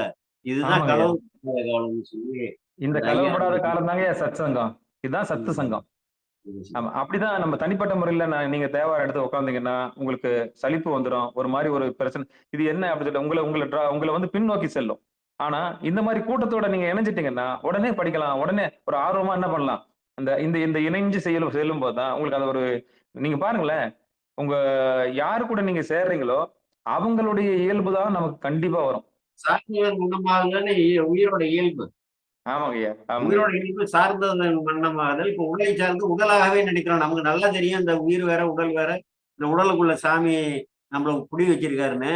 ஆனா நம்ம சொல்றவன நீங்க எந்திரிச்சு போகும்போது மறந்துடுறோம், கேட்கிறவங்க நீங்களும் மறந்துடுவீங்க. அந்த அளவுக்கு வந்து ஒன்றாய் வேறாய் உண்மை கலப்பால் வந்து அப்படி கலந்து கிடக்குறோம் நம்ம. ஆமாங்க ஐயா. ஆமாங்க ஐயா. காலப்போக்கில்தான் அந்த ஞானம் எல்லாம் நமக்கு தெளிவா வரும். நிச்சயம் இப்ப நிகழ்ச்சிக்கு வராங்க. நிகழ்ச்சி முடிஞ்சு போன பிறகு என்ன பண்றாங்க, அவங்க கவர்மெண்ட் சர்வெண்டா இருக்காங்க. எல்லாமே கவர்மெண்ட் சர்வெண்ட்டுங்கய்யா. போய் பணிக்கு போயிடுவாங்க. பணிக்கு போன உடனே உலகியலுக்கு போயிடுவாங்க. அவ்வளவுதான். திருப்பி மீண்டும் வந்து இந்த அளவுக்கு கடவுள் ஈர்த்திருக்கிறது இதே பெரிய விஷயங்க. திருமுறையை தொடுறதுக்கே புண்ணியம் செஞ்சிருக்கணும். எத்தனை பேர் வந்து நமச்சிவாய மந்திரம் சொல்லாம எத்தனை பேர் செத்து போயிருக்காங்க நம்ம முன்னோர்கள்லாம். எத்தனை பேர் விட்டுருக்காங்க. நம்ம இப்படி எல்லாம் பண்ணிட்டு ஈர்த்து நம்ம வந்து இந்த திருமுறையை தொட வச்சிருக்காரு. கொஞ்ச நாளையே பேச வச்சிருக்காரு பாருங்க. அதே வந்து அந்த முன்னே தவத்தால் விளையக்கூடியது. திடீர்னு விளையிறதெல்லாம் ஒரு பிரிவுல விளையிற விஷயம் கிடையாது. தமிழரசு நீங்க கும்பகோணம் பக்கமா? தமிழரசுமா பேசுங்கம்மா. கும்பகோணம் பக்கம். ஐயா எந்த இடங்க ஐயா கும்பகோணம்? இல்ல நீங்க கும்பகோணம் பக்கமான்னு கேட்டேன். இல்லைங்க ஐயா, நம்ம இங்க வாழப்பாடி வட்டங்க ஐயா. சேலம் மாவட்டம் வாழப்பாடி வட்டங்க ஐயா. சி தமிழரசி உங்க இனிஷியல் அது? ஐயா அப்பா பேரு சின்னதுரைங்கிறதுனால சி தமிழரசி இனிஷியலுங்க ஐயா. இந்த பாடம் நடக்கிற இடம்லாம் ஒரு குரூப் போட்டிருப்பேன். இப்ப மயிலாடுதுறையை பொறுத்தவரை ஏன்னு போட்டு அந்த குரூப்பா வரணுங்கிறதுக்காக முன்னாடிலாம் மெசேஜ் அனுப்புவோம்ல, அதுக்காக ஏன்னு போட்டிருப்பேன். இதை வந்து திருவிழாமருதூர் பகுதியை பின்னு போட்டிருப்பேன். சி வந்து கும்பகோணம் பகுதி, டி வந்து காட்டுமன்னார்குடி பகுதி. நாங்கெல்லாம் வகுப்பு எடுக்கிற இடம். அப்படியே ஒரே இதுல வந்து 30 பேர் 50 பேர். அதுல சீன்னு வந்த உடனே எனக்கு அதுல சந்தேகம் வந்து கும்பகோணம் சரிங்களா? அடியன் சேலம் ஐயா. இந்த அடையாளத்துக்காக நீங்க அப்படி பதிவு பண்ணி வச்சுக்கணும். நல்லதுமா, ரொம்ப மகிழ்ச்சி. அவங்களுக்கு ஒரு ஆறுதலா இருக்குங்க ஐயா. இந்த மாதிரி நேரங்கள்ல வந்து உள்ள வந்து தேவாரத்தோட பயணிக்கும் போது அந்த மனசு வந்து லேசாகிறத அவங்க ஃபீல் பண்றாங்க. அதனாலதான் அவங்க தொடர்ந்து வர்றதுக்கான காரணமாவும் இருக்குது. அடியார்களோட ஒரு கோயிலுக்கு போனா கூட இணக்கம் கிடைக்கிறது கிடையாதுங்க. அந்த இணக்கம் ஏற்படுறது இல்ல. நீங்க ஆமா. சாப்பிட்டீங்க. அந்த இணக்கம் இப்போ ஒரு கோயிலுக்கு போனா அவ்வளவு பிரிவினை இருக்கு. அவ்வளவு நேரம் இல்ல. சில பேர் ஊர் கதையெல்லாம் பேசுவாங்க. அங்க போய் தான் எல்லா விஷயத்தையும் பேசிட்டு இருப்பாங்க. ஆனா நம்ம நிகழ்ச்சியில அப்படி இல்ல. ஒரு ஒரு உள்ள வந்துட்டோம்னா இது திருமுறை கோயில். உள்ள வந்துட்டு இப்ப நீங்க கேட்கலாம். இப்ப இது பின்னாடி நூலகம் மட்டும் இல்ல. ஐயாக்கு பின்னாடி நூலகம் மட்டும் இல்ல. ஐயா உடம்புக்குள்ள இருக்கிறது நூலகம் தான். அவரும் வந்து அனுபவங்களை வந்து உள்ள வச்சுதான் பேசுறாரு. அப்படி ஐயா கிட்ட நம்ம கேட்டு தெரிஞ்சுக்கலாம். தெளியலாம். இதை எடுத்த உடனே சைவத்தை வந்து எல்லாருமே எடுத்து இயம்புறது சிரமம். ஆனா பெரியவங்க போன பாதையில அவங்க கிட்ட கேட்டு தெரிஞ்சு தெளிஞ்சு போகும்போது நமக்கு ஒரு வழி கிடைக்கும். பல பேர்த்த கேட்டுதாங்க நாங்களும் கத்துக்கிட்டோம். நிறைய கத்துக்கிட்டது வேற. நிறைய வந்து கேட்டிருக்கோம். பாடம் கேட்டிருக்கோம் பெரியவங்கள்ட்ட எல்லாம். நம்மளோட பெரியவங்க எல்லாம் முதியோர்கள்ட்ட எல்லாம் நிறைய வந்து பாடம் தொடர்ந்து கேட்டிருக்கோம். ஒரு ஒரு விரதமா எடுத்துக்கிட்டு அப்படி செஞ்சு அதனாலதான் நம்ம வந்து இதெல்லாம் ஏதோ சொல்ல முடியுது. ஆமாங்க ஐயா. இல்லைன்னா வழி வழியா வராதுங்க ஐயா. இந்த இப்ப எடுத்த கவுத்தன்னு பேசுறது ஒரு பக்கம் இருந்தாலும் இன்னைக்கு நிறைய கருத்து வேறுபாடு. அடியார்கள் கூட இணக்கம் ஏற்படல. ஒரு ஒற்றுமை ஏற்படல. பிளவுகள் ஏற்படுது. அவ்வளோ சொல் முரண்பாடு. அப்புறம் வந்து கருத்து முரண்பாடு. அப்புறம் வந்து அன்பு முரண்பாடு. அப்புறம் வந்து பணத்தால முரண்பாடு. சில குலத்தால முரண்பாடு. எப்படி முரண்பாடு வந்தாலும் சிவபெருமானை பிடிச்சுக்கிட்டு ஒன்னா போகணுன்ற எண்ணம் வந்து அவ்வளவு சீக்கிரம் வரலங்கய்யா சிவபெருமான். வந்து ஜாதி குலம் இனம் இந்த பேதங்கள் மொழி தேசம் திசை ஏழை பணக்காரன் இந்த நிலையெல்லாம் வந்து கடக்கணும். கடந்தாதான் வந்து இறைவனோட திருவுருள் நமக்கு கிடைக்கும். நான் பல முறை நான் வந்து என்ன பேசியிருப்பேன், கடுமையா வச்சிருப்பேன். இந்த வேத வேறுபாடுகள்லாம் எல்லாருக்கும் இருக்கு. அது வந்து கடவுளோட அருள் கிடைக்கலன்னு தான் சொல்லணும். கண்டிப்பாங்க இருக்குங்கய்யா. ஐயா சாதி குலம் பிறப்பு அந்த ஏற்ற தாழ்வு அங்கங்க சாமி பிரிச்சு வச்சிருக்காரு. சாமியை தான் பிரிச்சு வச்சிருக்காரு. அதாவது அவங்களுக்கு ஏத்த மாதிரி ஆட்டுக்கு வாழை அளந்த மாதிரி சாமி தான் பிரிச்சு வச்சிருக்காரு. வேற யாரையும் குறை சொல்லக்கூடாது. இந்த தடையெல்லாம் தாண்டி தாண்டி ஓடுவாங்க பாருங்க. அது ஒரு ஆட்டின் தடையை தாண்டி ஓடுதல்னு ஒண்ணு வச்சிருப்பான் பாத்தீங்களா? எங்க ஐயா அந்த கேம்ல ஓட்டம் ரன்னிங் ரேஸ்ல வந்து தடையை தாண்டி ஓடுதல் இங்க தாண்டி தாண்டி ஓடுற மாதிரி எல்லாம் வச்சிருப்பான் பாருங்க. ஆமாங்க ஐயா. இவ்வளவு தடையும் வச்சிருக்காரு சாமி. அதெல்லாம் தாண்டி தாண்டி தாண்டி தொடாம போகணும். இவ்வளவு இதையும் ஒரு பயிற்சி பண்றதுதான் இந்த உலக வாழ்க்கை. அப்போ சாமி அப்டக்கல். ஐயா நீங்க சொன்னீங்கல்ல அந்த தாண்டி தாண்டி ஓடுறதுக்கு பேர் அப்டக்கல்ங்க ஐயா. அப்டக்கல்னா ஆமா ஒண்ணு மேல ஏறி பிடிக்கணும். ஆமா தடைகள் அத்தனை தடைகளையும் தாண்டிதான் சிவபெருமானை நம்ம தொட முடியும். கொஞ்சம் கொஞ்சமா வந்து இந்த இன வேறுபாடு ஜாதி வேறுபாடு இந்த பொருளாதாரத்துல உள்ள ஏற்றவாழ்வு மொழி வேறுபாடே இருக்கக்கூடாது. எல்லா மொழியும் பெருமான் தானே இது பண்ணா வெறுக்கக்கூடாது. இந்த கீழ் ஜாதி நம்மளோட வெறுக்கக்கூடாது. மேல் ஜாதின்னு சொல்லி அவனை இழிச்சு பேசக்கூடாது. அந்த இதெல்லாம் எதுவுமே பண்ணக்கூடாதுங்க. இதெல்லாம் தாண்டி வரணும். ஜாதி குணம் உயிருக்கு வந்து ஆண் பெண் அழிங்கிற பேதம் கிடையாது. எந்த ஜாதியோடையும் உயிரை வந்து அடையாளப்படுத்த முடியாது. எந்த மொழியோ தேசமோ ஜாதியோ குலமோ எதுலயும் உயிருக்கு கிடையாது. அதுதானே உண்மை. காரியங்களோட இந்த உடலை ஒட்டுறது மாதிரி அந்த இங்க உள்ள பிரிவினைகள்லாம் ஒட்டிக்குது. இது வந்து நோக்கி போற பாதைக்கு தவன் இருக்கு சிவதேவன் இருக்கு. இவைகள்லாம் தடைகள். இவைகள்லாம் வெட்டி வீட்டுக்கு போயிட்டு இருக்கு. அது சிவசிவம் போது இருந்தோம் சிவம் பெருமை கேட்கறதும் அந்த தைரியத்தை கொடுத்து நம்மள கடக்க செய்யும். ஐயா ஒரு முறை நீங்க சொன்னீங்க யார நம்ம எந்த குலத்தை நம்ம இழிவார பாக்குறோமோ அந்த குலத்துல நம்ம பிறக்க வேண்டியதா இருக்கும். அஞ்சு பேரே அங்கே விட்டுருவாரு. அந்த வந்து திட்டுறோம்னு வச்சுங்களேன் நம்மள வந்து ஒரு ஏழை அந்தனா கூட்டி பிறக்க விட்டுருவாரு. ஆமாங்க ஐயா. அதனாலதான் இந்த பார்ப்பன எதிர்ப்பு அப்புறம் வந்து கீழ் சாதி எதிர்ப்பு கேவலமா பாக்குறது இழிவா பாக்குறது. பிராமணனாவும் பிறந்திருப்பாங்க. அதுக்குன்னு சில வகுக்கப்பட்ட நெறிகள் இருக்கு பாருங்க. அதுல வந்து அங்க நிக்கலன்னா கீழே வந்தோம். ஆமா வேதம் ஓதணும். பிராமணனை பொறுத்த வேதம் தான் ஓதணும். சாப்பிட சம்பாதிக்கலாம் கூடாது. அடுத்த வேலை சாப்பாட்டுக்கு ஆசைப்படக்கூடாது. அங்க போய் அவன் வந்து தொழில் செஞ்சான்னா அப்ப வைசியர் ஆயிடுறாரு. பிராமண வைசியன் ஆயிடுறாரு. அங்க போய் போர் உயர்ந்து போனா பிராமண தீரன் ஆயிடுவான். அங்க போய் ஒரு 40 ஏக்கர் நிலத்தை வாங்கிட்டு வேளாண்மை பண்ணான்னா அப்ப என்ன பண்ணுவான் பிராமண சூத்திரர் ஆயிடுவான். அப்ப அடுத்த பிறகு அவனுக்கு என்ன சாமி பண்ணுவாரு டீப்ரமோட் பண்ணி வேளாண்மை பண்ணிடான்னு விட்டுவாரு. இல்லைன்னா வியாபாரம் பண்ணான்னு விட்டுருவாரு இல்லையா? இப்படிதான் இங்க இருந்து மேல போறதும் கீழே போறது. இந்த கீழ் குளத்துல இருந்து எந்த கல்வியுமே பயிலாம ஞானம் ஈசன் பாலைய அன்பே என்ற அந்த ஞானத்தை முற்பிறவிகள் எய்ததின் பயனாக எத்தனை பேர் போயிருக்காங்க. அங்க ஜாதி குலம் ஏது தடை. பெரிய புராணத்தை உணர்ந்தாலே போதுங்க எல்லாமே போயிடும். சிவா நல்லது, மிகவும் மகிழ்ச்சி.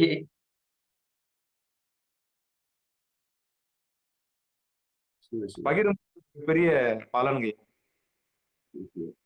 ஐயா நிறைவு செஞ்சுக்கலாம் ஐயா.